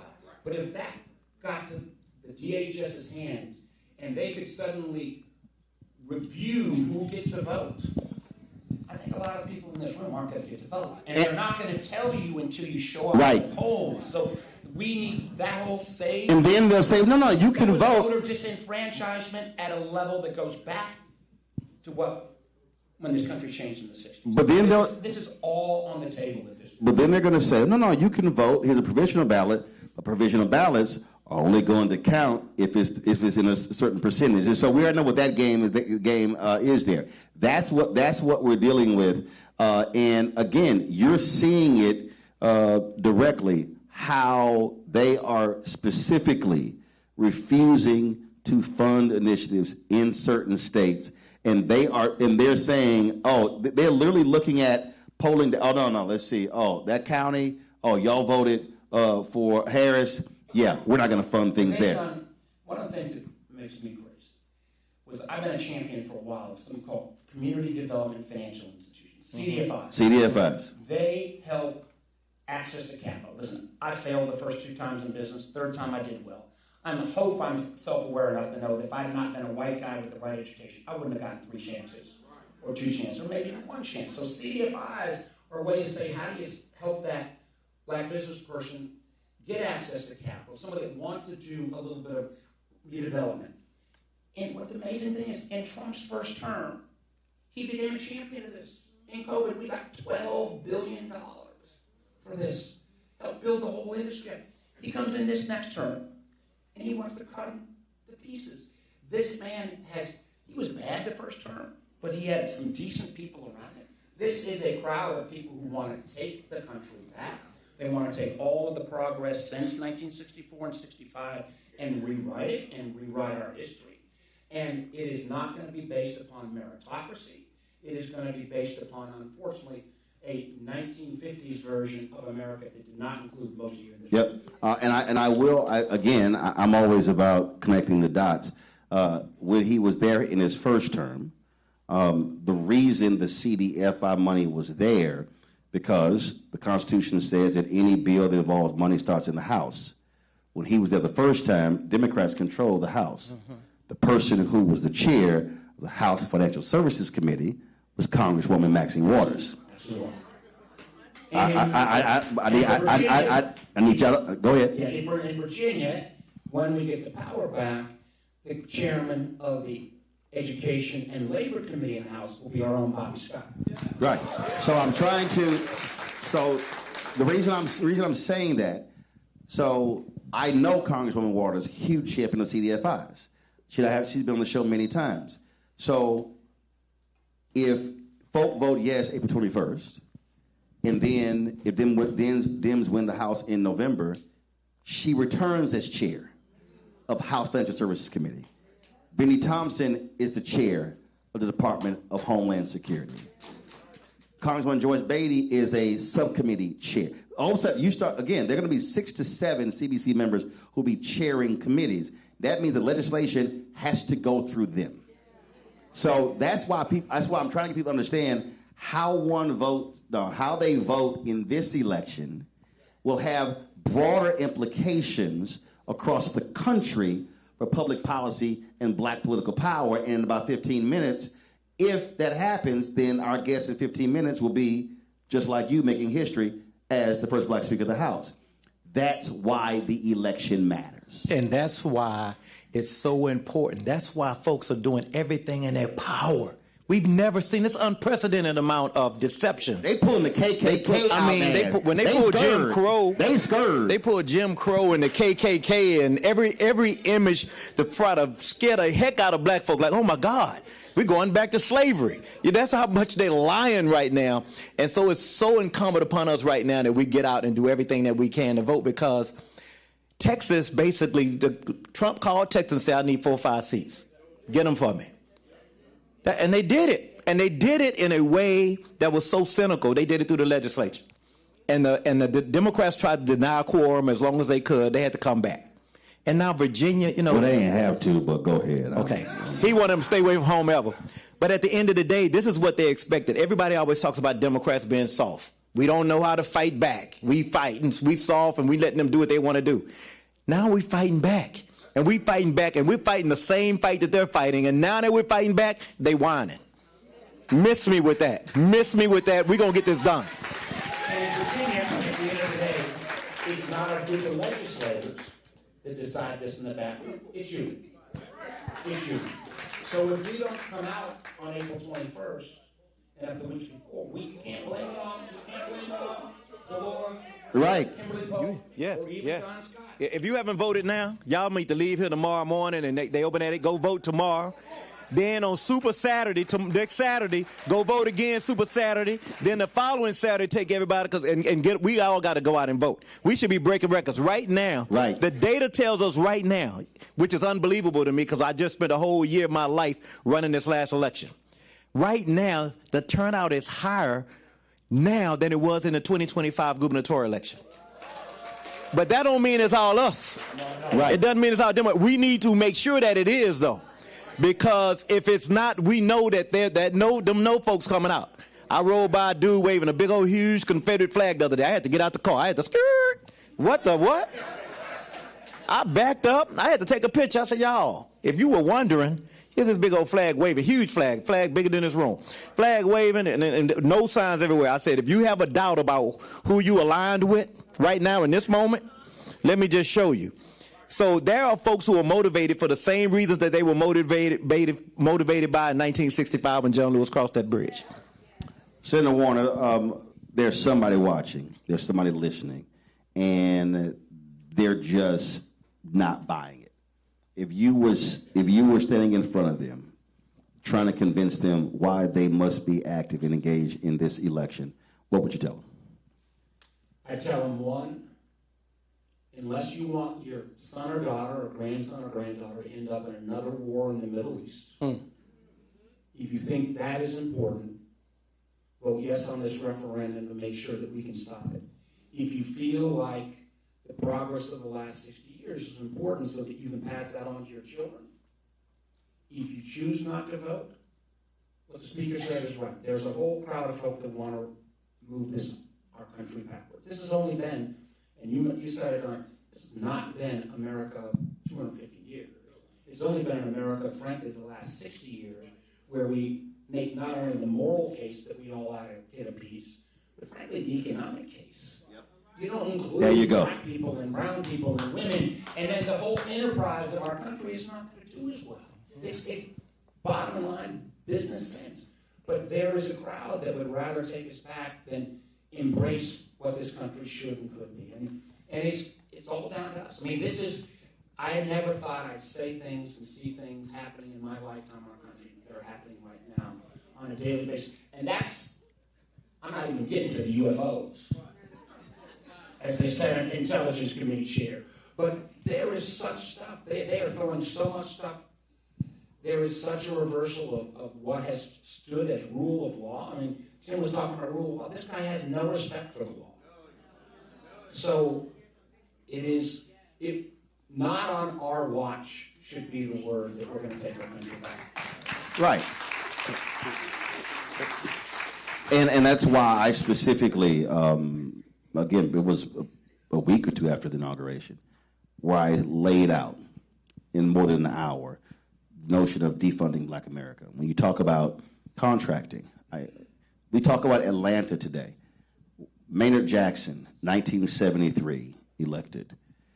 The year before, when he walked into the mayor's office, African Americans were receiving 0.0012% of city contracts. Okay, not 1%, not 0.5%, not 0.25%, 0.0012.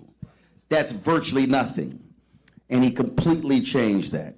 His grandfather told him about the 3 B's, the ballot and the book were 2 of those.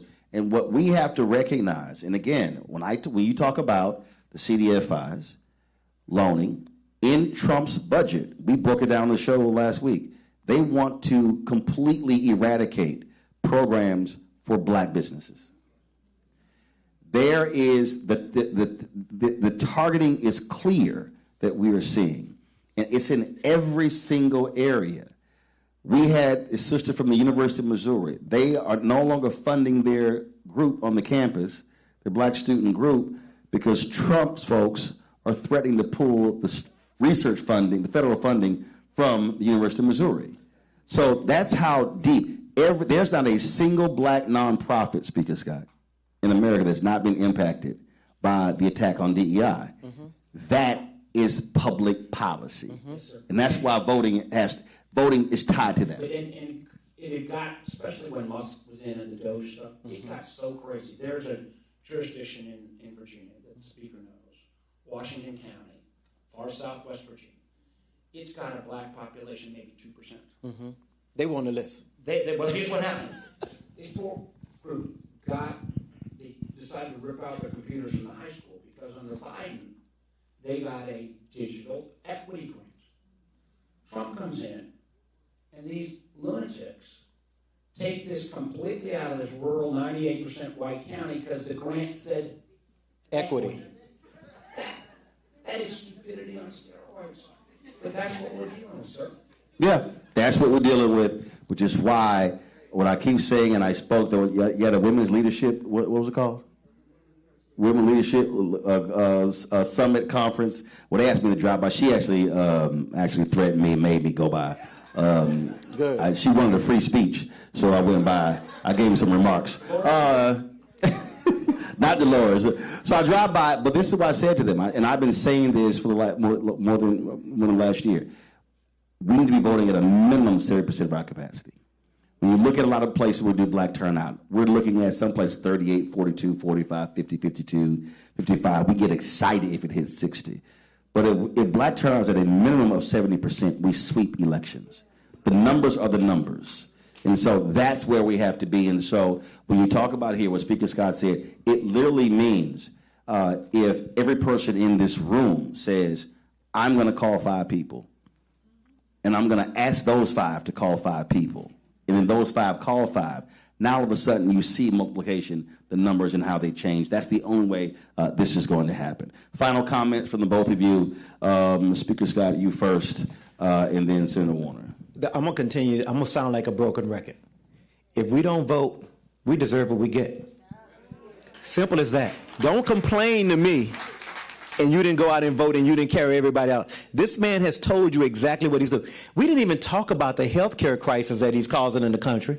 We didn't even have a chance to talk about him pulling the insurance, pulling supplemental nutritional systems for children, making children starve. We didn't even talk about his Secretary of Health, measles outbreaks all over the country. This is what we're dealing with right now. We've never seen anything like this. And so Virginia has a responsibility and a duty, I believe now, to respond. And this is the time to respond. And we can respond with yes. If you having any doubts, go just turn on the news. Every day you turn on the news and you turn it on. I know some of y'all got PTSD, don't even watch it no more. But if you turn it on, you're going to see, can he do that? Every day. You can't, is that legal? Is anybody doing anything about that? The problem is we don't control Congress. And so because there's no check on him and they're so afraid of him, right. It is a cult. Everything that they're doing. So I'm telling everybody, unless you want to be drinking the Kool-Aid too, this is the time to go out and vote. Senator. I just add, we're a great HBCU. You know, we have got great HBCUs in Virginia. Good job. And finally, at the end of COVID, beginning of Biden, some of the historic cutbacks, we made a little progress back. There were a couple of years there at HBCUs, we made some progress back. If you want to make sure that your children and grandchildren have the opportunity to go to a school that reflects history and culture, we allow this man to tear down all the HBCUs across the country.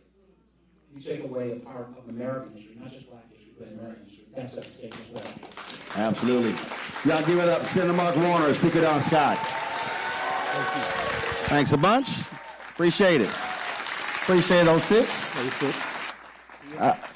Absolutely. We'll see you tomorrow at Norfolk State University. We're not gonna go to a break. We're just gonna bring out our next guest. Put your hands together for Congresswoman Jennifer McClellan.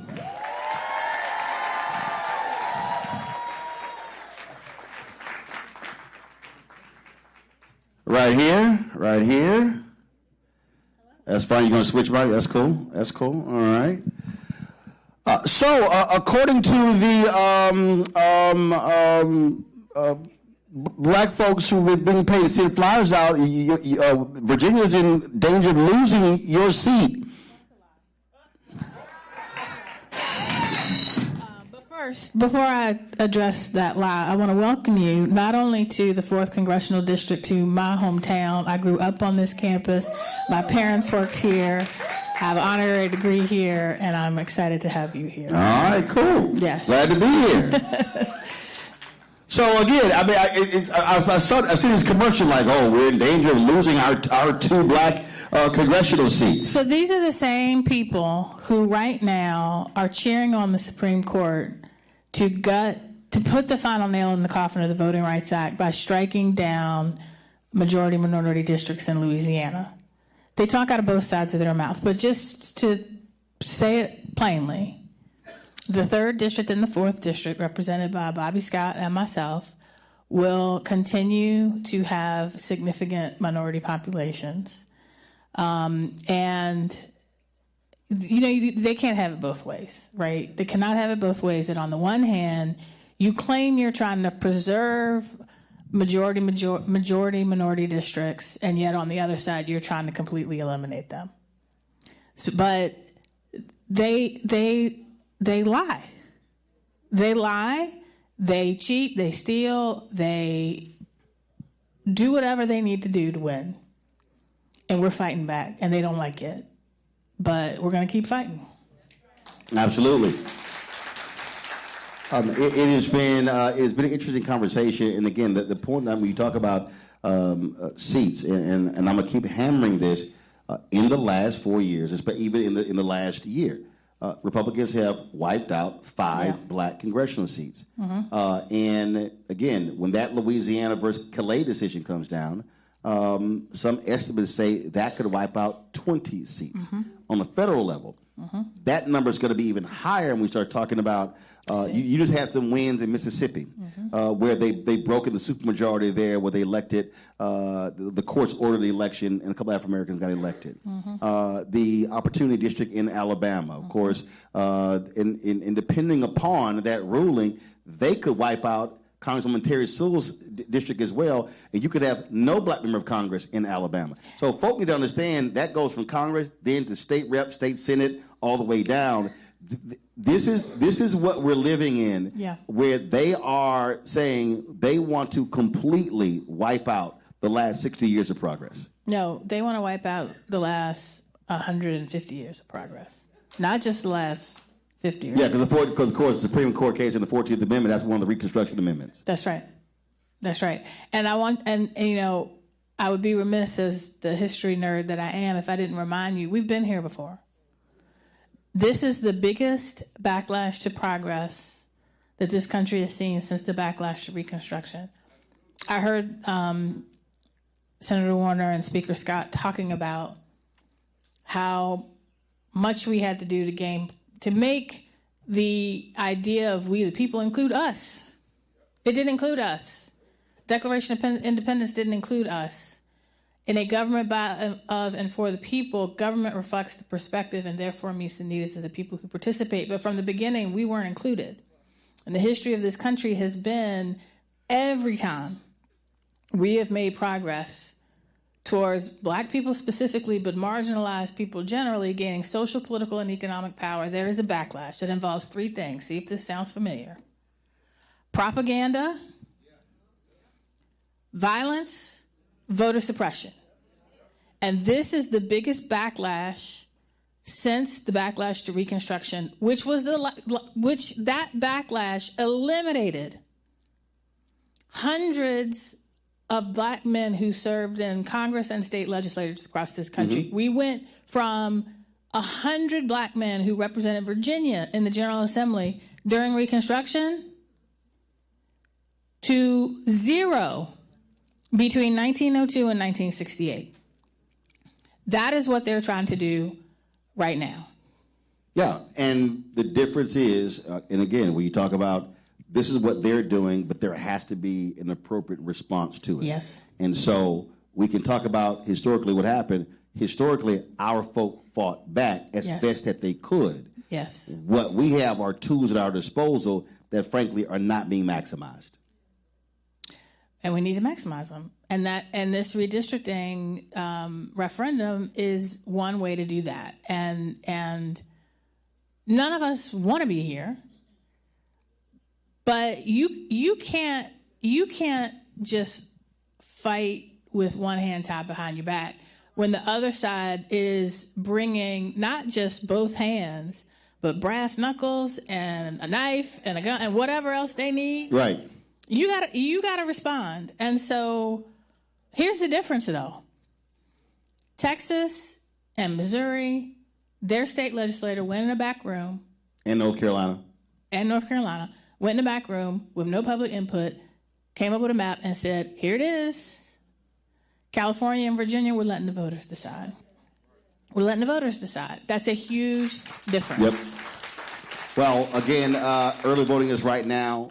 Election is April 21st. And folk got to simply do their part. Yeah, we have to. I'm going to end with John Lewis. In his final words to us, said, democracy is not a state. It is an act that requires every generation to do its part to build the beloved community. Democracy by itself is not the goal, it's what you do with it. My great-grandfather did his part by having to take a literacy test and find 3 white men to vouch for his character to be able to register to vote. My grandfather paid poll taxes to be able to register to vote. My great-grandmothers never voted.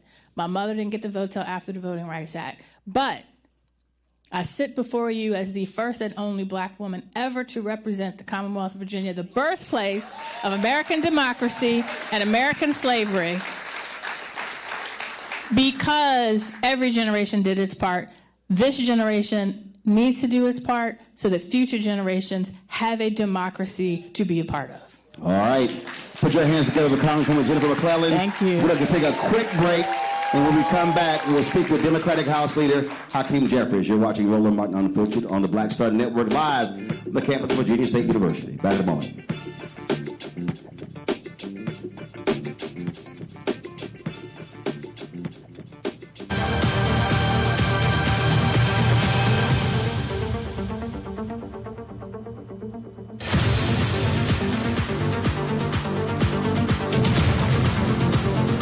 MAGA Republicans ended diversity programs, cut funding for black students, and fired federal employees.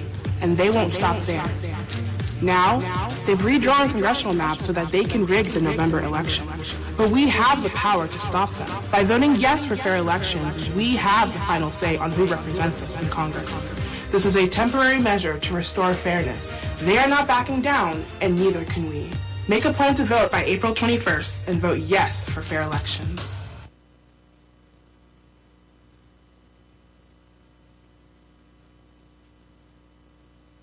I'm Russell L. Honoré, Lieutenant General, United States Army retired, and you're watching Roland Martin Unfiltered.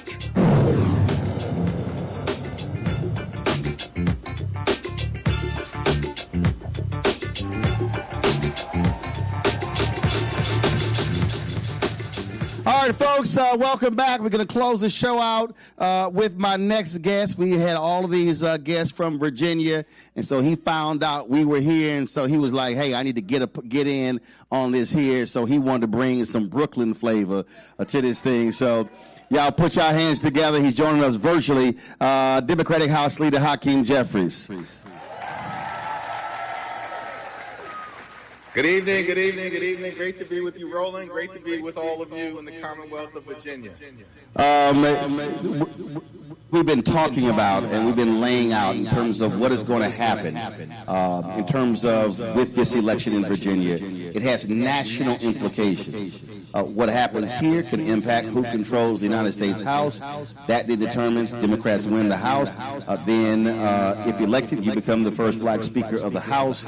But also, you're going to see CDC members chairing committees, chairing subcommittees. And so, really, this state election could very well determine the nation moving forward.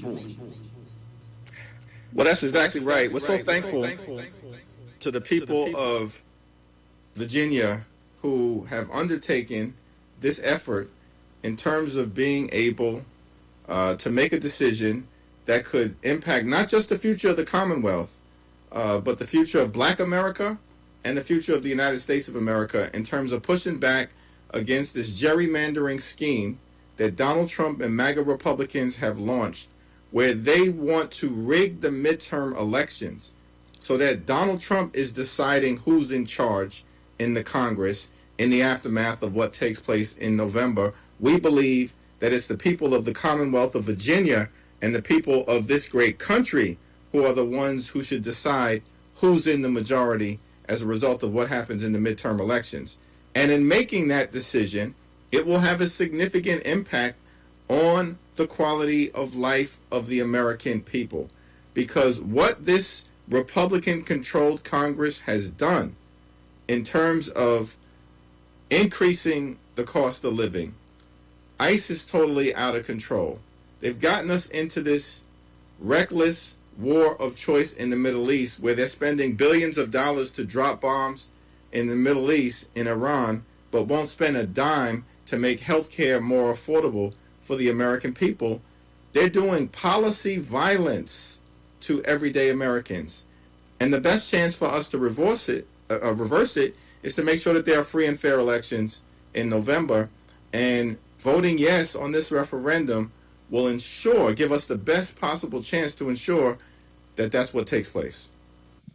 What I have been saying as well is that when you look at then who controls levers of power, what they've done is they've wiped out 5 black districts, 2 in Texas, 1 in Florida, 1 in Missouri, 1 in North Carolina. If this passes in Virginia, then what you will see in Congress, you will see African Americans chairing committees, 30 CBC members being subcommittee chairs. That's the folks who are deciding what bills move forward, what gets placed in those bills. And so that expands the opportunities for African Americans nationally by having those members being in control. Because, look, as you know it, Congresswoman McClellan knows it, it's a huge difference when you're in the majority versus being in the minority. There's no doubt about that. I have the honor of representing a district that was first represented by the late, great Shirley Chisholm. And I serve in many of the neighborhoods that she once represented. Of course, when Shirley Chisholm was first elected, she was the first African-American woman ever to serve in the United States Congress. And in 1971, when the Congressional Black Caucus was founded, there were 13 members, 12 powerful brothers, and 1 incredible sister, Shirley Chisholm. Now, in 2026, there are more than 60 members of the Congressional Black Caucus, a majority of whom are black women. And if we are successful in taking back the majority in November, those congressmen and women are going to be able to govern with gavels in their hands in the majority, moving legislation designed to make life better for our communities, to focus on the things that matter: good paying jobs, good housing, good health care, good education for your children, and when it's all said and done, a good retirement, which of course means we can protect your Social Security and your Medicare. But it also means them holding this administration accountable. Republicans have been in charge. They don't want to hold hearings. They don't want to use subpoena. And so if Democrats control the House and or the Senate, then they can now hold this administration to account with a lot of the things that they've done. That's absolutely correct. Roland, as you know and have documented in such a compelling way, this is the most corrupt administration in American history. Donald Trump is an organized crime boss, and he's running a Trump cartel. And if these people are focused on enriching themselves, their family members, and their donors, then they're not focused on making life more affordable for the American people. And there's got to be accountability for the damage that they have done. Now, we've been successful so far in running some of these extreme cabinet members out of office. Kristi Noem is gone. Pam Bondi is gone, and we're working on Pete Hegseth next. We've done this in the minority. Imagine what we can do when we're in the majority. Well, we certainly see what Pete Hegseth is doing in running off black folks from promotions in the military. And so it certainly would be great to see him run off because he is grossly incompetent in that particular position and not even remotely qualified for it. Last question for you before our time runs out, and I've asked this numerous times. What would you say to a brother, a sister, young voter, middle-aged, older voter, who says, I don't really see the big deal. Why do I actually have to turn out in this election? What would you tell that person? Elections matter, and elections have consequences, and we're living through that right now. Imagine how life would be if Kamala Harris was sitting at 1600 Pennsylvania Avenue. Instead, we have a hater in the White House. And as a result of the policies that have been put into place, black unemployment is up, black home ownership is down, and at least 300,000 black women have lost their jobs, many of whom were federal employees who worked in Virginia or in other parts of the country, and others who have lost their jobs in the private sector. This is extraordinary. A lot of damage has been done because of who's in power right now. And we can both reverse that damage and bring about a brighter future for our young brothers and sisters so that their talent and ability and creativity and brilliance can be brought to life. Right then, Democratic Leader Hakeem Jeffries. Now, I can't fully see, did you actually wear a Kappa shirt on my show? Well, you may be able to see the cane, and I wanted to make sure that the Divine Nine was fully represented, because if it's a Roland Martin operation, I know that Alpha Phi Alpha Fraternity Incorporated will always be fully represented, and I wanted to make sure that this 1911 organization was counted amongst the number along with everybody else. Well, I'll check it because, I said, he wearing that. The only thing worse if you wore a Yankees shirt, me being an Astros fan. All right, Democratic Leader Hakeem Jeffries, I appreciate it. Thanks a lot. I'm gonna close this out with this. You've heard folks say elections matter, but it's not just you voting; it's also what is visible. You heard Speaker Scott say he's driving, he sees this huge Confederate flag, signs everywhere. And I've had a lot of people tell me, and I remember this in 2016 when Hillary Clinton was running for president, and the same thing in last election. I've heard a lot of these really smart, and I'll be very clear, white Democratic strategists like, oh, that's stuff like yard signs and door knock, that stuff doesn't matter. It actually does, because what happens is when people see a plethora of signs from the other side, they say that becomes momentum building. And so when we talk about putting signs, and listen, my parents ran elections, they worked on campaigns, and I remember being 10 and 11 and 12, having splinters in my hand, having to have some gloves by having to carry them damn yard signs. And so when we talk about how old school is still new school, old school still works. Yard signs matter. Door knockers matter. Calling people matter. Offering people ride to the polls matter. And so Bishop William Barber and I have talked about this a whole lot. We've talked about getting 1,000 alphas to come together to be trained in organizing and mobilizing. And what I need this generation to understand in Virginia, in Petersburg, but also in this country, is that we can't hope somebody else does it. We can't hope someone else actually shows up. Again, I am the child of two people who were engaged in what was happening in our community in Clinton Park in Houston with our civic club and caring about the things happening there. And so this election impacts every single thing. It literally impacts the neighborhood. It impacts the person, the street, the block, the neighborhood, the city, the state, the country. But that requires all of us to be fully engaged to make this happen. It requires us using our voice. It requires us, yes, challenging people, asking them, are you registered? And if you are, have you voted? If you've not, when are you going to vote? And then if you have not voted, you can't come to my house for Sunday dinner if you haven't voted.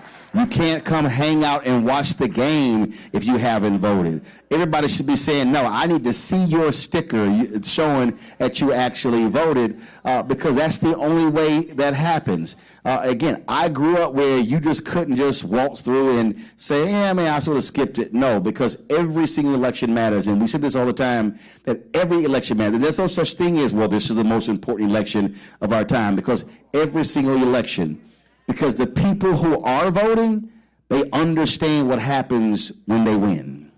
And when they win, they exercise power.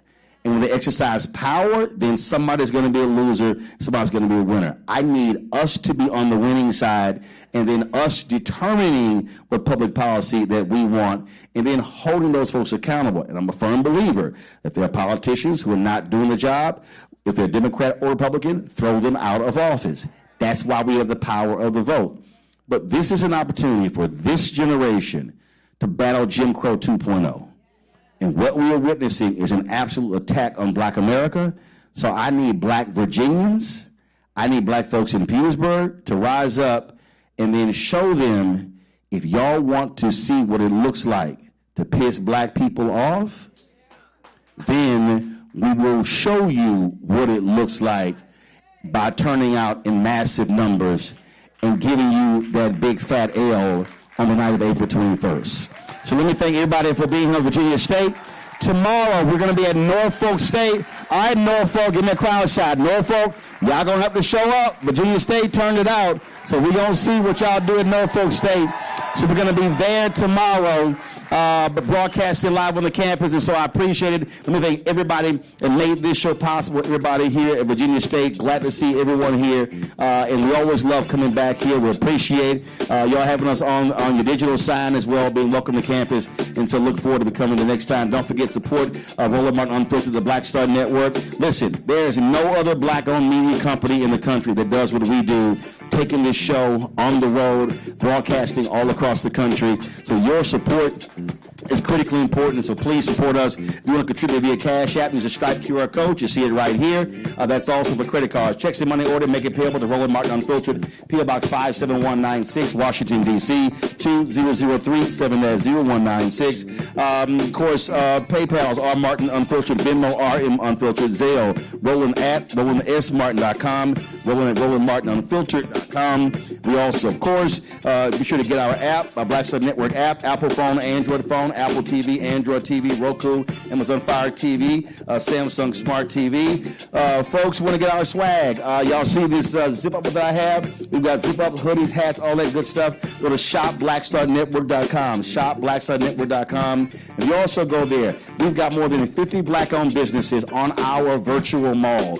We created this because a lot of Black-owned businesses do not have marketing budgets, so you have an opportunity to buy products through our marketplace. And so we've got car cleaning solution, we've got jewelry, skincare, we've got dolls, STEM dolls, we've got backpacks, crossword puzzles, all that sort of stuff. So certainly go to shopblackstarnetwork.com, but check out those Black-owned businesses. Also, every day at noon Eastern, Brittany Noble, check out her show, The Breakdown with Brittany Noble, on the Black Star Network. Also, every Thursday, so when this show is over, you'll see the next installation of The Second Opinion with Dr. Ebony Jade Hilton. Of course, that is our new health show that, again, it's about focusing on health, so please be sure to check that out as well. And again, Norfolk State, I will see y'all tomorrow, 6 p.m. Eastern, right here on Roland Martin Unfiltered on the Black Star Network. Y'all know how we always end the show. I'll see y'all tomorrow.